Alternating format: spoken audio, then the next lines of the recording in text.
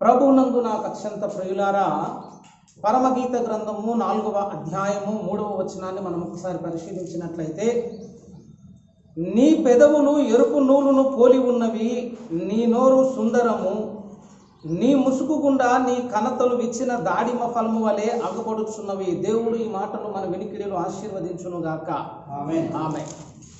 ప్రభునందు నాకు అత్యంత ప్రియులారా, చదవబడినటువంటి లేఖన భాగాన్ని మనం ఒకసారి పరిశీలించినట్లయితే, పరమగీత గ్రంథము ప్రభు మనకిచ్చినటువంటి పరలోక గీతం. అది చాలా ప్రాముఖ్యమైనటువంటి పుస్తకం, బోధకులు బోధించాల్సినటువంటి పుస్తకం, విశ్వాసులు ధ్యానించాల్సినటువంటి పుస్తకం, అంచె దినాలలో ఖచ్చితంగా చదవాల్సినటువంటి పుస్తకం పరమగీత గ్రంథం. పరమగీతములోనే దేవుని యొక్క ఇష్టమైనటువంటి వధువుకి ఉండాల్సినటువంటి ప్రతి లక్షణాన్ని గురించి ప్రభు వివరించినటువంటి గ్రంథం.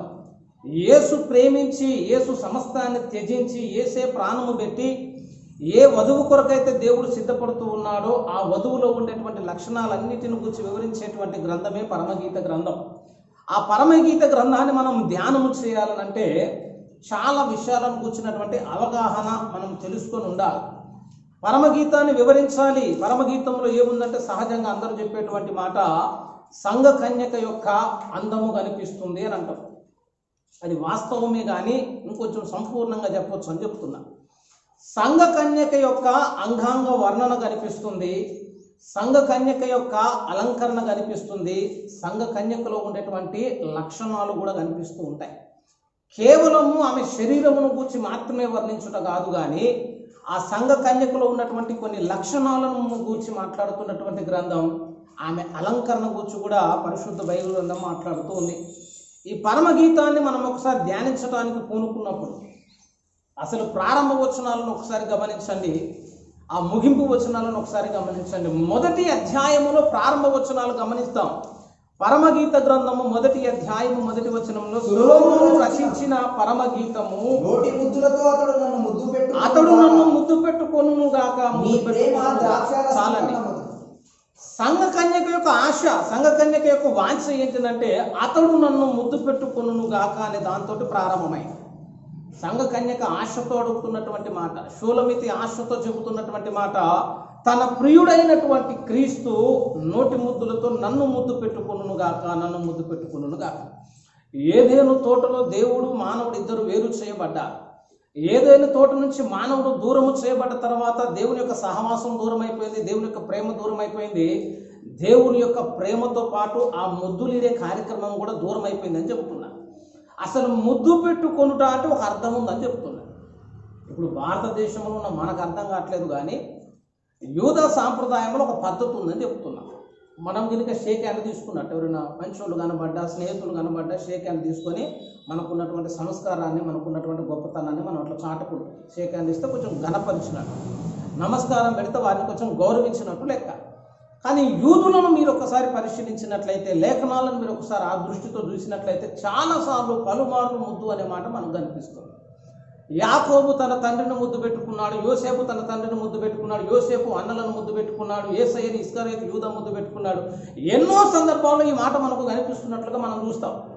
సహజంగా చిన్నపిల్లలు ముద్దు పెట్టుకున్నామంటే ఒక అర్థం ఉంది. మోషే ఏకంగా పోయి వాళ్ళ మామనే ముద్దు పెట్టుకున్నాడు. నాకు తెలిసి భారతదేశంలో అయితే అవి కుదిరే ముచ్చట కాదు. మరి ఎందుకు ముద్దు పెట్టుకున్నట్టే, యూదులలో అది ఒక సాంప్రదాయం అని చెబుతున్నా. మోషే తన మందను కాస్తూ ఉన్నటువంటి సందర్భంలో, మోషేకున్నటువంటి స్థితిగతుల్లో అదొక పద్ధతి.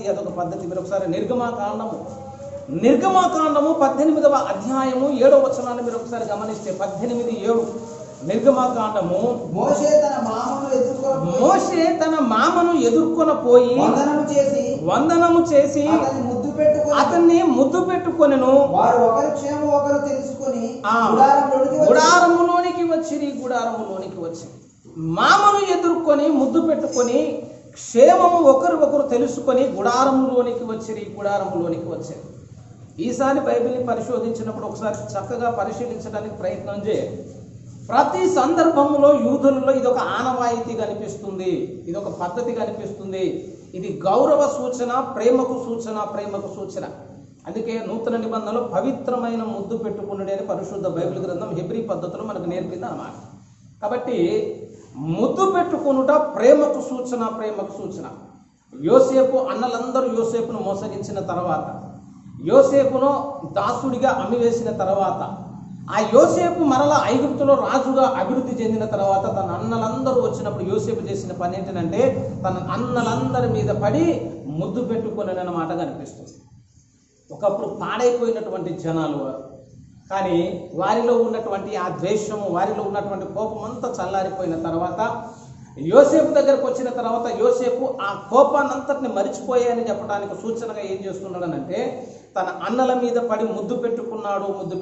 మీరు ఒకసారి ఆది కాండాన్ని కూడా మనం ఒకసారి గమనించినట్లయితే, ఆది కాండము ఒకసారి గమనించినట్లయితే 33వ అధ్యాయములో ఇశ్రాయేలీయులలో యూదుల సాంప్రదాయములో ఉన్నటువంటి ముద్దును గూర్చి పరిశుద్ధ బైబిల్ గ్రంథం ఏం మాట్లాడుతుందో ఒకసారి పరిశీలన చేద్దాం. ఆది కాండము 33వ అధ్యాయము యాకోబును గూర్చి యోసేపును గూర్చినట్లు ఉన్నటువంటి నేపథ్యం, అది సందర్భం. అది యాకోబు తన అన్నను మోసగించాడు, జ్యేష్ఠత్వాన్ని దొంగిలించాడు, సమస్త ఆశీర్వాదాలను సంపాదించుకున్నాడు, దూరదేశానికి పారిపోయాడు. ఏశావుకి ఎంతో కోపాన్ని మిగిల్చాడు, ఎంతో కోపంగా ఏశావు ఉన్నాడు, పగతో ఏశావు ఉన్నాడు. కానీ యెహోవాకు రేవు దగ్గర దేవుని సహాయాన్ని తీసుకున్న తర్వాత, తనను ఆశీర్వదించమని దేవునికి ప్రార్థన చేసిన తర్వాత, యాకోబు మనసు మార్చుకున్న తర్వాత దేవుని సహాయము చేత యాకోబు ఏశావును ఎదుర్కొంటూ ఉన్నప్పుడు ఏశావు సందర్భాన్ని చూడండి. 33వ అధ్యాయాన్ని మీరు ఒకసారి గమనించినట్లయితే 4వ వచనంలో అతనిని ఎదుర్కొన పరిగెత్తి అతనిని కౌగిలించుకొని మెడ మీద పడి ముద్దు పెట్టుకొనెను. వారిద్దరూ కన్నీళ్లు విడిచిరి. అసలు ఏశావు ఎందుకు వస్తున్నాడో ఒకసారి చదవండి మీరు. ఎందుకు ఏశావును ప్రయాణం అయ్యావనంటే యాకోబును చంపటానికి బయలుదేరాడు. తనను మోసగించాడని, దేవుడి నుంచి తనను దూరపరిచాడని, తన జ్యేష్ఠత్వాన్ని లాగి వేసుకున్నాడన్న కోపముతో జనాలను వేసుకొని యాకోబు అంతు చూడాలని వస్తూ ఉన్నాడు. కానీ ఎప్పుడైతే తమ్ముడు కనిపించాడో, ఆ తమ్ముడు కనిపించగానే పరిగెత్తుకొని వెళ్ళి మెడ మీద ముద్దు పెట్టుకొని అతనిని కౌగిలించుకొని వారిద్దరు ఏం చేశారనంటే కన్నీరు విడిచిరి అని కనిపిస్తుంది. మరి ప్రతి సందర్భంలో ఈ ముద్దుల గురించి ఎందుకు మాట్లాడుతున్నాం అంటే, అంత కోపంగా వచ్చిన కొట్టరాదు ఒక మాట అంటే కొట్టడానికి, అంత కోపంగా వచ్చిన వాడు కూడా మెడ మీద పడి ముద్దు పెట్టుకొని కౌగిలించుకొని కన్నీరు విడిచిరి. ప్రేమ అందులో ఉన్నటువంటి విశాలతను గురించి ముద్దు మాట్లాడుతుందని చెప్తున్నారు. అంతవరకు ద్వేషించే అంత ద్వేషం ఉంది, చంపాలన్నంత కోపం ఉంది. కానీ ఏశావు ముద్దు యాకోబుకి ఏం పాఠం నేర్పిస్తుంది అంటే, నేను నిన్ను క్షమించాను అని చెప్పడానికి అదొక సూచన అని చెప్తున్నాను. ఏదైనా తోటలో ఆ ముద్దుకు దూరం అయిపోయాడు ఆదాము అని చెప్తున్నాను. దేవుని యొక్క ప్రేమకు దూరం అయిపోయింది మానవ జాతి. ఆ దూరం అయిపోయినటువంటి మానవ జాతి మరలా తిరిగి దేవుణ్ణి ముద్దు పెట్టుకునే స్థితిలోనికి రావాలనంటే, దేవుణ్ణి ప్రేమించిన స్థితిలోనికి రావాలని ఆశపడి సంఘ కన్యక అన్నటువంటి మాట ఏంటంటే, నోటి ముద్దులతో అతడు నన్ను ముద్దు పెట్టుకున్నాను గాక అంటే మరలా దేవుని యొక్క ప్రేమను నేను పొందుకోవాలని ఆశపడుతున్నాను. అతడు నన్ను ప్రేమిస్తే మంచిది, ప్రేమిస్తే బాగుండు అనే అభిప్రాయంతో పరమగీతం ప్రారంభమవుతుంది. దేవుని ప్రేమకు దూరం అయిపోయినటువంటి సంఘ కన్యక, ప్రియుడికి దూరం అయిపోయినటువంటి ప్రియురాలు మరలా నాకు ఆ ప్రేమ కావాలని ఆశతో ప్రారంభించినటువంటి గీతం అని చెప్తున్నారు. అసలు పాటలకి ఎంత విలువిచ్చారంటే కీర్తనల గ్రంథమే పెట్టారట. పరమగీతం అని చెప్పేసి శ్రేష్టమైనటువంటి గీతము, పాడుకోవాల్సినటువంటి గీతం అని చెప్పేసి పరమగీతాన్ని కూడా దేవుడు పరిశుద్ధ బైబిల్ గ్రంథంలో గ్రంథస్థం చేసుకో గ్రంథంగా దేవుడు దానికి స్థానం ఇచ్చాడు. ప్రేమను కోల్పోయినటువంటి ప్రియురాలు, ప్రేమను కోల్పోయినటువంటి సంఘ కన్యక తిరిగి ఆ దేవుడే నన్ను ఒకసారి నోటి ముద్దులతో ముద్దు పెట్టుకున్నాను గాక అని దానికి ఆరంభంగా మనకు కనిపిస్తుంది. నేను చెప్తున్నా, ఒక పద్ధతిలో బైబిల్ని ధ్యానం చేయాలి. లూకా సువార్త 7 గమనించినట్లయితే అదేదో పాత నిబంధనలు ఉన్నటువంటి ముచ్చట మాత్రమే కాదు. లూకా సువార్త 7వ అధ్యాయాన్ని మీరు ఒకసారి గమనించినట్లయితే, యేసునాథుడు అనేక గృహాలను దర్శిస్తూ ఉన్నప్పుడు 7వ అధ్యాయంలో 7:44లో ఆ స్త్రీ వైపు తిరిగి సీమోనుతో ఇట్లను, ఈ స్త్రీని చూచుచున్నావే, నేను ఈ ఇంటిలోనికి రాగా నీవు నా పాదములకు నీళ్ళు ఇయ్యలేదు గాని నా పాదములను తడిపి తుడిచెను. చూడండి, నీవు నన్ను ముద్దు పెట్టుకొనలేదు గాని నేను లోపలికి వచ్చినప్పటి నుండి ఈమె నా పాదములు ముద్దు పెట్టుకుంటా మానలేదు. 47 ఆమె విస్తారముగా ప్రేమించను గనుక ఆమె యొక్క విస్తార పాపములు క్షమించబడినని నీతో చెప్పుచున్నాను. ఎవనికి కొంచెముగా క్షమించబడునో వాడు కొంచెముగా ప్రేమించునని చెప్పి పాపాత్మురాలు అని చెప్తున్నారు. ఆమె యేసుతో చేస్తున్నటువంటి కార్యమును చూసి యేసు ఇస్తున్నటువంటి సాక్ష్యం చూడండి. ఈమె పాపములు క్షమించబడి ఉన్నవి అని యేసయ్య ప్రకటన చేయగానే వాళ్ళకు కొంత అభ్యంతరం కలిగింది. ఎందుకు ఆమె పాపాలను క్షమించావు, ఆమెను ఎందుకు ఎక్కువగా నువ్వు ప్రేమిస్తున్నావు అని అంటే యేసునాథుడు చెబుతున్నటువంటి సమాధానం, నేను లోనికి వచ్చాను, మీరు నాకు చేయాల్సిన ఆతిథ్యము చేయలేదు. ఆమె నోటితో ముద్దులు పెట్టుకుంటుందట, తన పాదములను ముద్దు పెడుతున్న వచ్చిన కాంచి యేసయ్య పాదాలను పట్టుకొని ముద్దు పెడుతున్నప్పుడు యేసయ్య అంటున్నాడు, ఈమె నన్ను విస్తారముగా ప్రేమించను గనుక.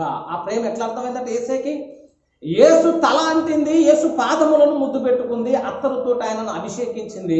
యేసయ్య సాక్ష్యం చెబుతున్నాడు, ఈమె నన్ను విస్తారముగా ప్రేమిస్తుంది కనుక నన్ను విస్తారంగా ముద్దు పెట్టుకుంది. ఈమె నన్ను అంతగా ముద్దు పెట్టుకుంటుంది కనుక నేను ఆమె పాపములను విస్తారముగా క్షమిస్తున్నాను. ఎవరు దేవుణ్ణి అమితంగా ప్రేమిస్తారో దేవుడు వారి పాపములను క్షమిస్తాడు, పాపములను క్షమిస్తాడు. ఇప్పుడు మనం పాపం నుంచి విడుదల పొందాలని ఆశ ఉంటుంది కానీ దేవుని ప్రేమించం. మరి ఎప్పుడు పోతే యేసయ్య అంటే ఇష్టమైన వాళ్ళు ఆహ్వానించారు, సాధారణంగా లోనికి పిలిచారు, ఆయనకు కావాల్సినవన్నీ చేశారు. కానీ సీమోను ఏం చేయలేదనంటే లోనికి వచ్చినప్పుడు నీళ్ళు ఇయ్యలేదట, అత్తరుతో అభిషేకించలేదట, నీవు నన్ను ముద్దాడలేదని క్రీస్తు మాట్లాడాడు. సీమోను నువ్వు నన్ను ముద్దు పెట్టుకునలేదు, కానీ ఈ స్త్రీ నన్ను ముద్దు పెట్టుకునటం మానుటలేదు అని చెప్తున్నాను. దావీదు దేవుని ఎప్పుడు ముద్దు పెట్టుకుని అనుభవం కలిగిన వాడు, అబ్రహాము దేవుని ముద్దు పెట్టుకుని అనుభవం కలిగిన వాడు. ఆ స్త్రీ కూడా ముద్దు పెట్టుకున్నది, దేవుడు కావాలని ఆశపడుతున్నాడు. సంఘము అంతగా దేవుని ప్రేమించాలని ఆశ దేవునికి ఉందట. ఇప్పుడు ఆ సంఘ కన్యక అంటున్నటువంటి మాట ఏంటంటే, అతడు నన్ను నోటి ముద్దులతో ముద్దు పెట్టుకొనును గాక. ఆశతోట అది ఆరంభమైందట, దేవుని ముద్దులతో అది ఆరంభమైంది. మీరు పరమగీతం 8 చూడండి ఇప్పుడు ఒకసారి. 8వ అధ్యాయము 1వ వచనాన్ని మీరు ఒక్కసారి గమనించినట్లయితే 8:1, నా తల్లి యొక్క స్తన్యపానం చేసిన ఒక సహోదరుని వలె నీవు నా ఎడల నుండిన మేలు ఎంత మేలు, అప్పుడు నేను బయట నీకు ఎదురై ముద్దు విడుదును. అక్కడ ఎవరు పెట్టాలటండి? అతడు నోటి ముద్దులతో నన్ను ముద్దు పెట్టుకున్నాను గాక. యేసయ్య ముద్దు పెట్టాలని సంఘం అనుకున్నదట. ఇప్పుడు ఎవరు అనుకుంటారట? సంఘమే యేసయ్యకు ముద్దు పెట్టాలని ఆశపడుతుందట. నేను చెప్తున్నా, ఎంత చక్కగా రాయబడినటువంటి గ్రంథం చూడండి. యేసయ్య ప్రేమను పొందుకోవాలని ఆశపడుతుంది.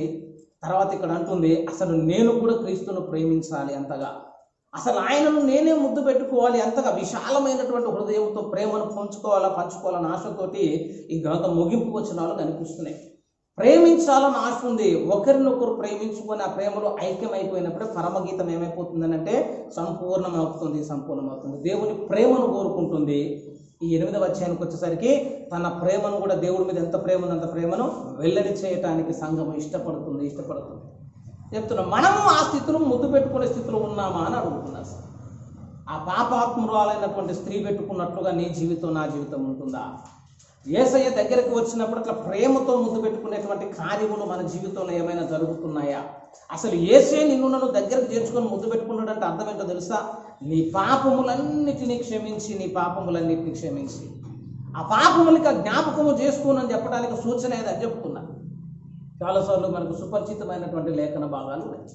మనకు తప్పిపోయి దొరికినటువంటి కుమారుడి యొక్క చరిత్ర తెలుసు. ఆ తప్పిపోయిన కుమారుడు ఆస్తి అంతా తీసుకొని వెళ్ళి దూరదేశానికి వెళ్ళి అంత పాడు చేసి తిరిగి కుటుంబం మీదకి వచ్చినప్పుడు, తండ్రి దగ్గరికి వచ్చినప్పుడు తండ్రి చేసిన పని ఏంటో తెలుసా? అతడు పరిగెత్తుకొని వెళ్ళి అతని మెడ మీద పడి ముద్దు పెట్టుకొని ఏం ఘనకార్యం చేసింది అనేసి.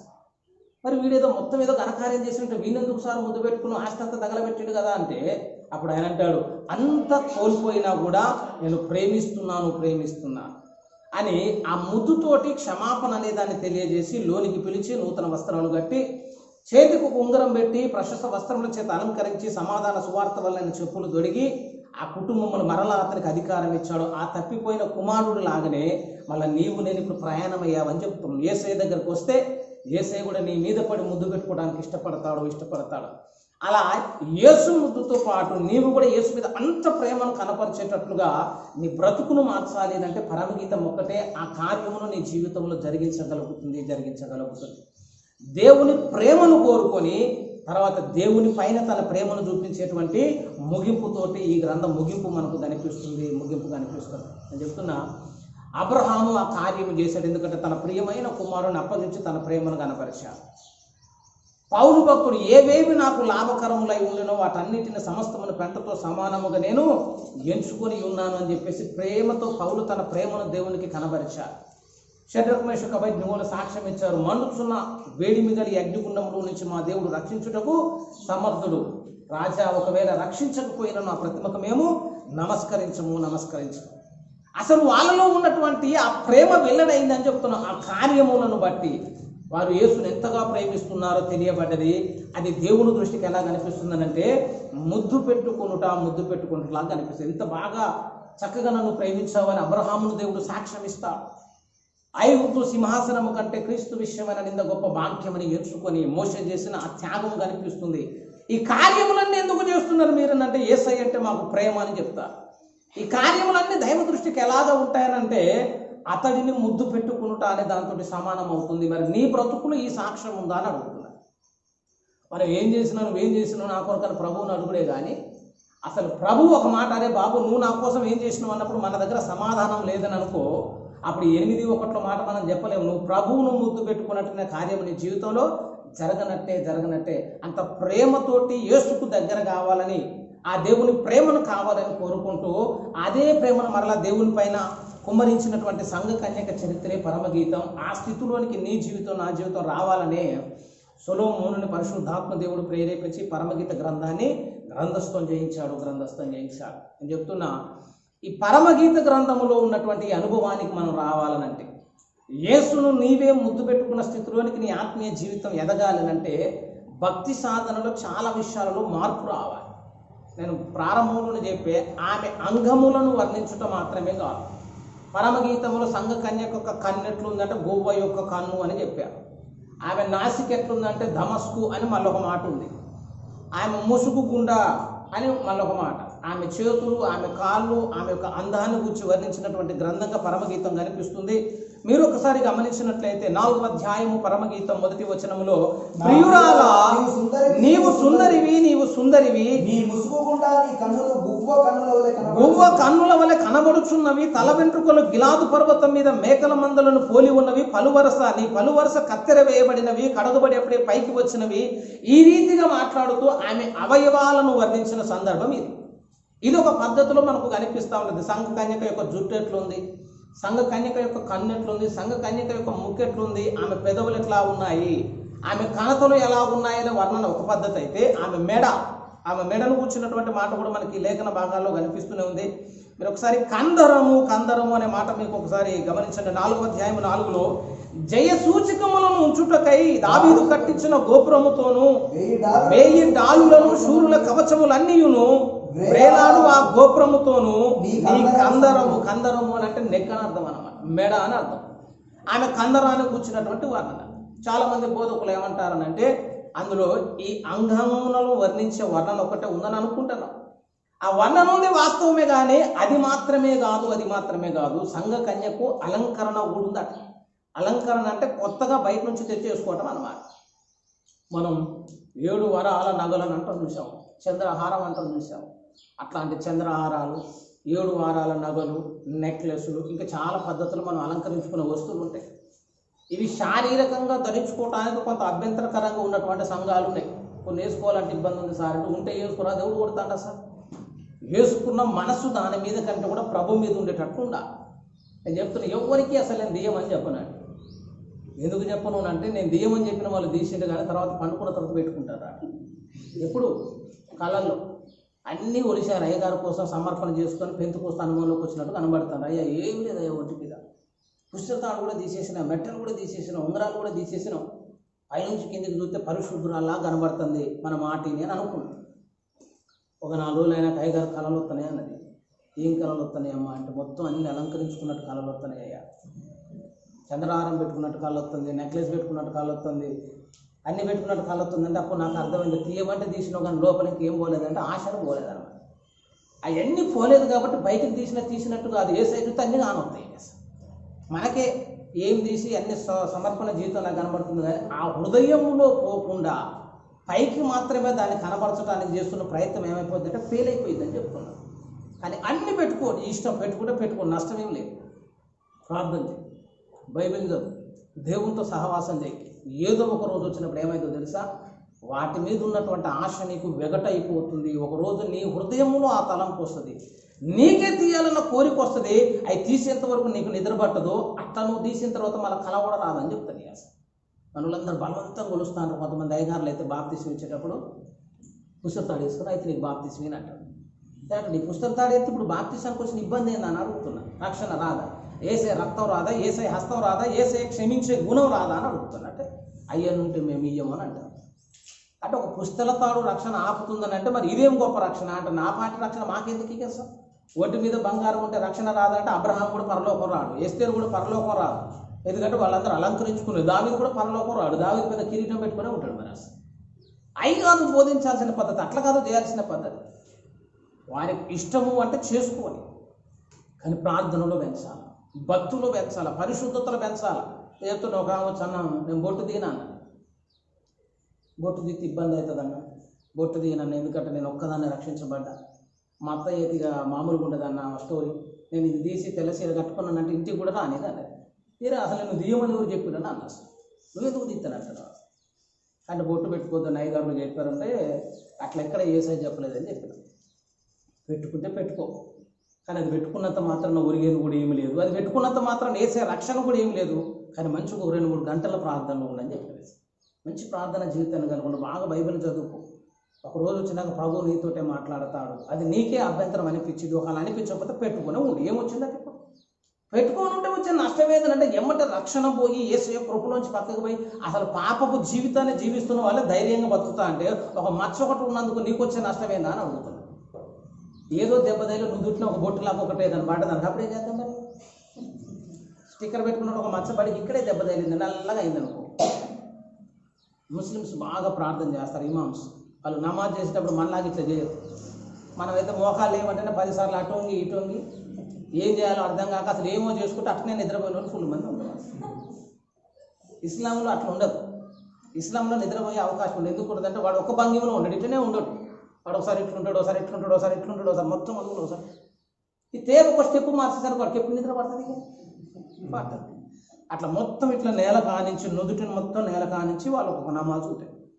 అట్లా ఖురాన్ గ్రంథాన్ని ఒక పేపర్ ఒక క్లాత్ మీద పెడతారు. చెప్తున్నారు మీకు కూడా దేవుని చిత్తం, ఒక మంచిది ఖర్చీపు కొనుక్కోవాలి. వచ్చేసారి ఇప్పుడు నొత్తే ఖర్చీపు మీరు చూసుకోవడానికి ఒకటి, బైబిల్ పెట్టుకోవడానికి ఒక ఖర్చీపు తెచ్చుకొని బైబిల్లోనే ఖర్చీపు పెట్టండి. ఇక పెట్టేసి రాగానే ఆ ఖర్చీపు ఇట్లా పరిచి ఆ ఖర్చీపు మీద బైబిల్ పెట్టాలి. నేను ఒకసారి ఇస్లాంతో డిబేట్ చేసిన ఖమ్మంలో. ఇస్లాంలో మదర్సాలో డిబేట్ చేయడానికి పోతే ఇక మన సంగతి తెలుసుగా, మనమంతా మాస్ అన్నమాట. బైబిల్ పట్టుకొని పోయినావు, నాయనకి జాన్విస్తున్నాడు, ఇంకా మాస్గా ఉన్నాడు. సురేష్ ఒక్కడ కొంచెం సెన్సిటివ్గా ఉన్నాడు, మంచిగా ఉన్నాడు చూడటానికి. ఇక పోయిన వాళ్ళందరూ కూడా ఎట్లున్నాం అంటే విచిత్రంగా కనబడుతున్నాం, ఇంత జీవులాగా ఉన్నాం మనం. ఇక బైబిల్ మనం ఇట్లా పట్టుకొని పోయినాం, అడిగి పోగానే ఇక మాట్లాడుకుందాం అన్నప్పుడు అందరూ కూర్చున్నారు. వాళ్ళకి 50 మంది కూర్చున్నారు, మేమందరం పక్కన కూర్చున్నాం. నాకు అప్పుడు వలి అనే బ్రదర్ మాట్లాడాడు. అని మాట్లాడుతుంటే వాళ్ళు నేను బైబిల్ అనగానే బైబిల్ తెలిసి మొత్తం ఇట్లా కింద పెట్టి కూర్చుని పరదాలు వాళ్ళు అట్లా కూర్చోలే. ఆయన ఏం చేసిండు, కూర్చోగానే ఎమ్మటి దేవుళ్ళు వచ్చి ఒక పేపర్ తీసిండు, ఖర్చు పంత తీసి మంచిగా దులిపి దాన్ని ఇట్లా నేల మీద ఇట్లా వేసాను. ఇట్లా వేసి బైబిల్ దాని మీద మనం పెట్టుకున్నట్టు ఆయన మంచిగా ఖురాన్ దాని మీద పెట్టి బ్రదర్ ఇప్పుడు మాట్లాడన్నా నాకు. నేను చూస్తాను అప్పటికి కింద పెట్టి కూర్చోబెట్టే. ఆయన అన్నాడు, బ్రదర్ ఇది బైబిల్ అయితే అయిందేమో కానీ మీరు అట్లా కింద పెట్టవద్దు బ్రదర్ అని అన్నాడు. ఎందుకు అని అన్నాడు. ఇది దేవుడు ఇచ్చిన గ్రంథం అని మీరు నమ్ముతున్నారు కదా, ఇది నేలలో దాపుతున్నటువంటి కాళ్ళు మోపేటువంటి స్థలం కదా, పెట్టేటప్పుడు డైరెక్ట్ పెట్టమాకని మాకు ఇబ్బంది అవుతుంది. మీరు ఒక ఖర్చీఫ్ లాంటిది కానీ ఒక వస్త్రం కానీ ఏదైనా తీసుకొని దాని ఇట్లా పరిచి దాని మీద పెట్టండి, మనం గ్రంథానికి విలువిచ్చిన వారం అవుతాడు, మంచి మాట చెప్పినామని చెప్పి చక్కగా మళ్ళీ నా ఖర్చీఫ్ తీసి వేసుకొని తర్వాత బయటకు పెట్టు. ఇప్పుడు నువ్వు చెప్తే నేను ఎందుకంటే అన్నమే అనుకో, ఆయన ఏమైనా తప్పు చెప్పినా మరి మంచి మాట చెప్పి నీ గ్రంథాన్ని గౌరవించని చెప్పిన తర్వాత పెట్టుకుంటే నష్టం ఏంటంటే అంటుంది. అసలు మంచి మాటే కదా, మంచి మాట చూసేటప్పుడు మంచి పద్ధతులు ఉంటుందని చెప్పి డిబేట్ కాకముందు ఆయన నాకు పాఠం నేర్పిండని చెప్తున్నాను. అసలు చాలా చక్కని మాట నేర్పిండ్రు బిడ్డ అని చెప్పినావు. అప్పుడు నేను ఎప్పుడు నేరుగా కింద పెట్టడానికి ఇష్టపడను, పెట్టుకుంటూ ఒళ్ళు అని పెట్టుకుంటా, లేకపోతే ఖర్చు పని వేసుకుంటా, లేకపోతే ఏదైనా టేబుల్ మీదనే పెడతాను. గ్రంథమునికి ఇచ్చేటువంటి విలువ అని చెప్తున్నారు.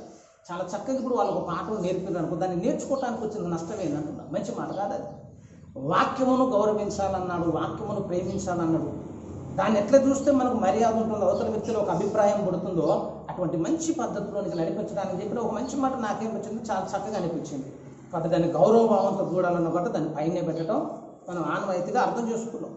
మనం అట్లా పెట్టడం మొదలు పెడితే అవతల కూడా ఆశ్చర్యం అవుతుంది. అవతల కూడా ఏం చేస్తారంటే ఇది మంచిగానే ఉంది కదా, మనం కూడా అట్లనే పెట్టాలనే ఒక పద్ధతిలో వాళ్ళు ఉంటారు. నేను చెప్తాను, ఇప్పటికీ కూడా ఇస్లాం సహోదరుల ఇళ్ళలో ఖురాన్ ఉండదు. ఒకవేళ ఉన్నదే అనుకోదు, ఎక్కడ ఉంటుంది అంటే అటక మీద చాలా పైన పెట్టుంటుంది అనమాట.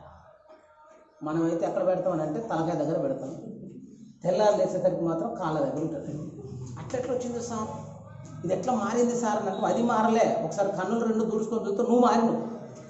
అక్కడ వండుకున్నోడు తిరిగి గుండ్రంగా 360 degrees క్లాక్ టవర్ లాగా తిరిగితే అప్పుడు కాలు కాడుగా అది వచ్చేసి ఉంటుంది. అసలు అదే స్థితి ఎవరైనా ఇస్లాంలో చూసినా అనుకో యమతం ఉంటుంది అంతర్మానం. అసలు అది ఎక్కడ ఉండాల్సిన పుస్తకం, ఎట్లా చూడాల్సిన పుస్తకం నువ్వు ఎట్లా చూస్తున్నావు? అసలు దాన్ని ఒక చక్కని గ్రీన్ క్లాత్లో చుట్టి దాన్ని ఒక అటక మీద పెట్టి మనకంటే పైన ఉంచుతారు. ఎందుకంటే దానికి ఉన్నటువంటి స్థానం అదని చెప్పేసి వాళ్ళకు ఉన్నతంగా చూడటం మొదలు పెడతారు, ఉన్నతంగా చూడటం మొదలు పెడతారు. అట్లా ఒక ఉన్నతంగా చూడాల్సినటువంటి గ్రంథము, ఉన్నతంగా చూడాల్సినటువంటి గ్రంథం. అలంకరణ విషయానికి వచ్చామే అనుకో, ఈ బయటికి పెట్టుకున్నంత మాత్రం ఏదో పడిపోతారో చెడిపోతారో అని అనుకోవటానికి లేదు. కానీ ప్రభువు కృప చూపితే అది తీయాలన్న ఆలోచన వచ్చిన తర్వాత అన్ని తీసేస్తారని చెప్తున్నారు. ఇప్పుడు నాకు ఎవరైనా చెప్పిండ్రా? నాకు అప్పట్లో మొత్తం 4 రింగులు ఉన్నాయి సార్. 2 న్యూమరాలు అని పెట్టినాం, 2 గోల్డ్ రింగులని పెట్టినాం, మా అత్తయ్య పెట్టింది ఒకటి, మా అక్క పెట్టింది ఒకటి అని అన్నీ పెట్టుకున్నాం. కానీ గుడికి పోయి అందరిని చూసేసరికి నాకు మంచిగా అనిపించలేదు. మీరు గవర్నమెంట్ లెక్చర్ అంటే కంపల్సరీ ఆయన మెల్లో ఒక చైన్ ఉంటుంది. గవర్నమెంట్ టీచర్ కానీ గవర్నమెంట్ సార్ కానీ ఎట్లుంటే పైన గుండి ఒకటి తీసి ఆ ఉన్న చైన్ ఒకటి కనబడేటట్టు పెట్టి ఖచ్చితంగా మాకు చైన్ ఉందని ఒక ఎక్స్పోజ్ అనేది జరగాల్సిందే, లేకపోతే అంత మహిమకరంగా ఉండదు ఆయన జీవితం. అందరూ వేసుకుంటారు కదా, అందరూ వేసుకుంటారు కానీ వేసుకోవాలని అనిపించింది. కొన్ని రోజులు వేసుకున్నాం కానీ తర్వాత వేసుకోండి మంచిగా అనిపించట్లేదు.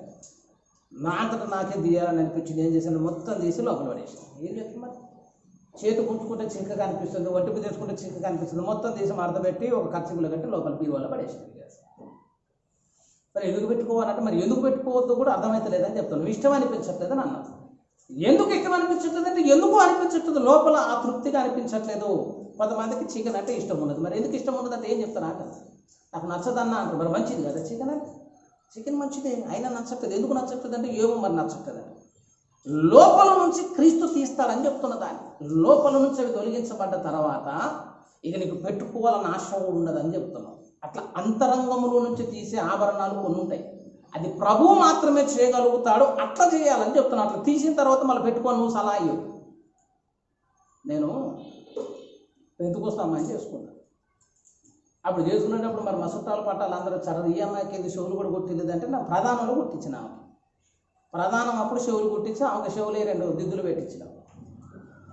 కొన్ని రోజులైంది పెట్టుకుంటే నువ్వు పెట్టుకో, లేకపోతే తీసేసి అని చెప్పి నీకు ఇష్టం ఉంటే పెట్టుకో, నీకు తీయాలని అనిపిస్తే. మీరు చిన్నప్పటి నుంచి అట్లా ఎదిగారు కాబట్టి నాకు ఈ నచ్చట్లేదు అనుకుంటే తీసే, నష్టమేం లేదు. నా కోసం ఏం పెట్టుకో, మాకు నీకు ఇష్టమైతే పెట్టుకో. తీయాలని ప్రభువుకు అనిపిస్తే ఆ మనసు నీకు వస్తే తీసే అని చెప్పినావు. ఆమె మొత్తం నార్మల్గానే ఉంటుంది. చిన్న చెవులు ఒక 2 పెట్టుకుంటుంది, తర్వాత ఒక పుస్తకం తాడు ఒకటి ఉంటుంది. ఇక పెద్దగా ఏం వేసుకోవడానికి అవకాశం ఉండదు. ఇష్టం లేదన్నది కాబట్టి తీసేసింది. ఇప్పుడు నేను ఫంక్షన్ పోయినప్పుడు మా ఆవిడ అన్నీ వేసుకొని కనబడాలా, లేకపోతే నా ఇజ్జత్ పోయిద్దని అనుకుని నేను బలవంతంగా ఏపియాల్సిన ప్రయత్నం చేయవద్దు. చేసిన పెద్దగా ఉపయోగం ఉండదని చెప్తాను. ప్రభువుకి ఏది ఘనమో అది చేసుకోవాలి. యేసయ్య లోపల నుంచి తీసే అనుభవం వచ్చిన తర్వాత ఇక పెంచుకోవటం ఏంది, తీసుకోవటం ఏంది అంత మన అభిప్రాయం అయిపోతుంది. యేసయ్యది ఏమన్న తర్వాత మళ్ళీ వేసుకోవాలన్న కోరిక కూడా నీకు రాదు. అలంకరణకు ఆ పద్ధతి ఉన్నట్లుగానే సంఘ కన్యక కూడా అలంకరించుకుందని బైబిల్ చెప్తుందని చెప్తున్నాను. ఆ అలంకరణ ఎటువంటిది అంటే అవి కూడా గుణములు, లక్షణాలే. మీరు ఒకసారి పరమగీత గ్రంథాన్ని చూస్తే ఆభరణాలు వద్దు అని మనం చెబుతాం. 1వ అధ్యాయము 10 చూడండి. ఇప్పుడు 110 ఆభరణముల చేత నీ చెక్కిళ్లను, వెండి పువ్వులు గల బంగారు సరములు మేము మీకు చెయ్యుతుము అట. సంఘ కన్యకను గురించి మాట్లాడిన మాట. ఆభరణముల చేత నీ చెక్కిళ్లను, హారముల చేత నీ కంఠమును శోభిల్లుచున్నవి. ఆమెకి హారాలు ఉన్నాయట. 4:9 చూద్దాం. 4:9లో నా సహోదరి ప్రాణేశ్వరి, నీవు నా హృదయమును వశపరుచుకొంటివి, ఒక చూపుతో హృదయమును వశపరుచుకొంటివి. నీ హారములలో ఒకదాని చేత నన్ను ఆమెకున్నటువంటి ఒక హారము యేసయ్యను ఏం చేస్తుందంటే వశము చేసుకుంటుంది. సంఘ కన్యకు అలంకరణ ఉంది. ఆ అలంకరణ ఏంటంటే ఆమె వ్యక్తిత్వం అని చెబుతున్నా. ఇప్పుడు నీకు నాకు అలంకరణ ఉండాలి అని అయ్యగారు చెప్పిన అనొద్దు. మళ్ళా నీకు ఇష్టం ఉంటే వేసుకో అని చెప్పిన. కష్టమైతే తీసేయని చెప్పిన, అవి వేసుకున్నా తీసుకున్నా నీకు ఉండాల్సిన అలంకరణ ఏంటంటే అంతరంగ స్వభావ గుణములు ఉంటాయి చూసా, అవి మాత్రం ఖచ్చితంగా ఉండాలి అని చెప్తున్నాం. నీ హారములలో ఒక దాని చేత నీవు నన్ను వశపరుచుకుంటుంది. సంఘకన్యకు ఒకటి వేసుకుందట హారం ఏదో, ఆ హారాన్ని చూసి వేసే మనసు ఆమె వైపే గుంజుతుందట. అది ఏం హారం అని అంటే ప్రేమ అని చెబుతున్న ప్రేమ. ఒక చూపుతో నీవు నన్ను వశపరుచుకుంటువి. ఆ సంఘకన్యకు చూసే చూపు, ఆమెలో ఉన్నటువంటి ఒక హారం వేసేని ఏం చేసిందంటే కట్టిపడేస్తుంది. వీటనే వరకట్నం కింద ఒక 10 తులాలు వేసుకుని వస్తుందన్న నాకు అయ్యగారికి సంతోషం అనిపింది. మా ఇంట్లో ఇచ్చిన ఒక 10 తులాలు ఉన్నాయి చైన్ వేసుకుని నేను వస్తా అంటే ఈయన చూపు మొత్తం దాని మీదనే ఉంటుంది కదా, బాగుంది ఇది, కొందరు చేసుకుంటే మంచిది కదా అనిపించింది. ఏసే కూడా అట్లనే ఈమె హారాన్ని చూస్తున్నాడట, ఒక హారాన్ని. ఆ హారాన్ని చూస్తే ఆయన మనసంతా అటే గుంజుతుందట. ఆ హారం ఏంటంటే ఆమె అనేక హారాలు, ఆమెలో ప్రేమ అనేది ఒక హారం, ఆమెలో ఉన్న త్యాగము అనేది ఒక హారం, ఆమెలో ఉన్న సమర్పణ అనేది ఒక హారం.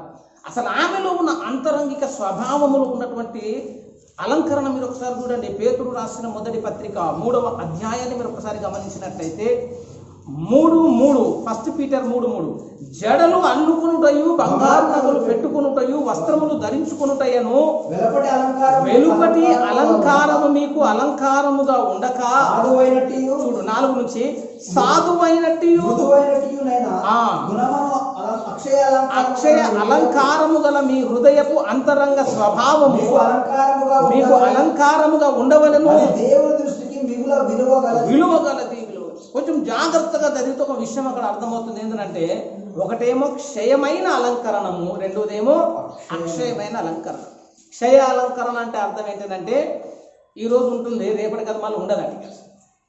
అట్లెట్లా ఉంటుందా అన్న, ఉంటుంది కదా నువ్వు అన్నవే అనుకో.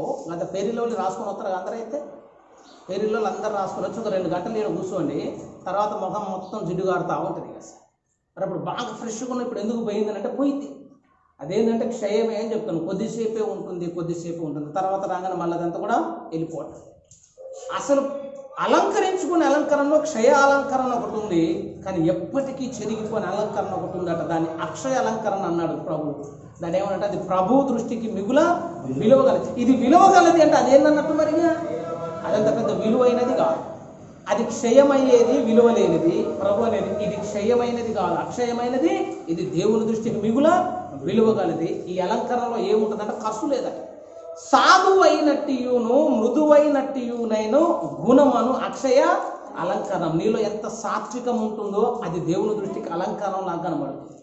ఎంత మృదువుగా నువ్వు ఉంటావో అది దేవుని దృష్టికి అలంకారంగా ఉంటుంది. ఒకసారి తిమోతికి రాసిన మొదటి పత్రిక 2వ అధ్యాయాన్ని మీరు ఒకసారి గమనించినట్లయితే 2:9 మరియు స్త్రీలను అనుకువయు స్వస్థ బుద్ధియు గలవారై ఉండి తగు మాత్రపు వస్త్రముల చేతనే గాని బంగారముతోనైనను ముత్యములతోనైనను మిగుల వెలగల వస్త్రములతోనైనను అలంకరించుకొనగా దైవభక్తి గలవారమని చెప్పుకుని స్త్రీలకు తగినట్టుగా సత్క్రియల చేత తమను తాము అలంకరించు. సత్క్రియలు అనేవి కొన్ని ఉన్నాయి చూసాం. ఆ సత్క్రియలు నీకేం చేస్తావంటే అలంకరణ అయిపోతుంది. తగ్గింపు స్వభావం, దీనత్వము, దేవుణ్ణి మెప్పించే ప్రేమ, ఇవన్నీ ఏంటంటే అక్షయమైనటువంటి గుణములు, అక్షయమైనటువంటి అలంకరణము. ఈ అలంకరణ కూడా ఖచ్చితంగా క్రైస్తవ సంఘాలు ధరించుకోవాలని చెప్తున్నాం. ఈ సాధువైనట్టి గుణమనే అక్షయ అలంకరణ ఉండాలి. నేను ఇప్పుడు చెప్తున్నా, అసలైన పెంతుకోస్తు అంటే నిర్వచనం ఏంటంటే ఈ పాత ఎన్నిటిని ఒలవటం కాదు. అట్లా ఒలిపేయాలంటే బలవంతంగా నేను అందరితో తీపిస్తాను.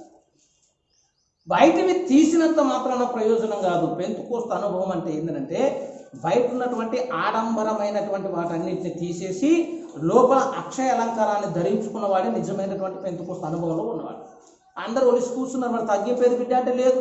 ఇక తగ్గింపు లేని కాడికి నువ్వు వేసుకునే ఉపయోగం, తీసుకునే ఉపయోగం అట్లాగా. అవి తీసినంత మాత్రాన అవి తీయాలి. ఏకకాలంలో ఈ అక్షయమైనటువంటి అలంకారాన్ని కూడా ధరించుకొని ఉండాలి. ఒంటి మీద ఏం కనిపించకుండా సాధువుగా, మృదువుగా, సత్క్రియల చేత నిన్ను నువ్వు అలంకరించుకున్న అనుభవం ఈ 2 ఏకకాలంలో జరిగితే అప్పుడు ప్రభు దృష్టికి నువ్వు మిగుల విలువ కలిగినటువంటి అలంకరించుకున్న స్థితిలో నీ జీవితాన్ని దేవుడు చూడటానికి అవకాశం ఉంటుంది. ఇటువంటి అలంకారం కూడా సంఘ కన్యకులు కనిపిస్తుంది. గుణములు ఆమెకు అలంకరణాలు. ఇప్పుడు ఇది ఒక ఎత్తు. ఇప్పుడు 3వది నేను చెప్పేది ఏంటంటే మనం అలంకరణలో భాగంగా కొన్ని కాస్మెటిక్స్ వాడుతూ ఉంటాం కదా, ఇప్పుడు లిప్స్టిక్ పెట్టుకుంటారు. ఆ లిప్స్టిక్ పెట్టుకునే దాన్ని కూడా బైబిల్ ఏం చెప్తుందో చూద్దాం. ఇప్పుడు ఒకసారి మీరు పరమగీత గ్రంథంలోకి వచ్చినట్లయితే ఆభరణములతో పాటు ఆమెకున్నటువంటి అంగవర్ణనతో పాటు మనం చదువుకున్నటువంటి మూలవాక్యంలోనికి రండి. 4వ అధ్యాయము 3వ వచనం. నీ పెదవులు ఎరుపు నూలును పోలి ఉన్నవి, అది సంఘ కన్యక నోరు దేవునికి ఇష్టమా? ఎందుకు ఇష్టము అని అంటే ఆమె ఏం చేస్తుందంటే ఇప్పుడు ఎరుపు నూలును పోలి ఉన్న పెదాలకు ఎరుపు రంగు వచ్చిందట. ఇప్పుడు మనం జనరల్గా లిప్టిక్ పెట్టుకున్నాం అనుకో, ఇక కొంతమంది అయ్యగారులు అయితే ఎగిరి గంతులు వేస్తాం అంటారు. ఎందుకు వేసుకొని వచ్చి అసలు ఇది ఏమనుకుంటున్నాం అని మనం మొత్తం డ్యాన్స్ చేయడానికి ఒక అవకాశం కలుగుతుంది. మరి 4:3 తీసి నేను చూపిద్దామనుకుంటాను.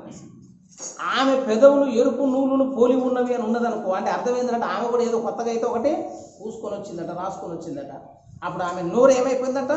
సుందరం అయిపోయింది, సుందరం అయిపోయింది. సంఘ కన్యకలో ఈ పద్ధతి కూడా ఉందని చెప్తారు. ఒకటేమో శరీరమును వర్ణించాడు, కన్నులు ఎట్టున్నాయి, ముక్కెట్టున్నాయి. ఇంకొక పద్ధతిలోనేమో ఆభరణములను కూర్చున్నటువంటి వర్ణన కనిపిస్తుంది. అలంకరించుకునే ఆభరణాలు ఇవేంటంటే, ఈ అలంకరించుకునే ఆభరణాలతో పాటు నీ కన్నులకు కాటుక అనే పదంలాగా నీ పెదాలకు ఈ ఎరుపు రంగు అన్నాడు. ఈ పెదాలకు ఎరుపు రంగు అంటే ఏందో చెప్దామనుకున్నాడు. నీ పెదవులు ఎరుపు నూలును పోలి ఉన్నవి, అందుకు అవి ఏమైపోయిందంటే నీ నోరు సుందరమైపోయింది, సుందరమైపోయింది. ఎరుపు నూలును పోలి ఉంటా అంటే మనం నిజంగా అందరం పెట్టుకోవాలని కాదు, పెట్టుకొని వస్తే తప్పు కూడా ఏం లేదు. ఏంది దాని అర్థం అని అంటే, నీ నోరు సుందరముగా ఉండాలి, నీ నోరు మంచిదిగా ఉండాలి, నీ పెదాలు కాల్చబడినట్లుగా కావాలి అంటే అర్థం ఏంటంటే, నీ నోట నీ కొరకు మరణించినటువంటి క్రీస్తు రక్తపు సువార్త ఎప్పుడు నీ పెదాల గుండా రావాలి అని చెప్తాను. సువార్త ప్రకటించని ఎడల నాకు శ్రమ అని పౌలు భక్తుడు అన్నాడు. అసలు సువార్త ప్రకటించు వారి పాదములు ఎంత రమ్యమైనవి అన్నాడు. ఆ ప్రకటించు వారి పాదములే రమ్యములు కాదు, వారి పెదవులు కూడా రమ్యములే. వారి పెదాలు ఎలాగ ఉన్నా కూడా వారు సువార్త ప్రకటన చేసే సువార్థకులు అయితే ప్రభు దృష్టికి ఎట్లా కనబడతారట?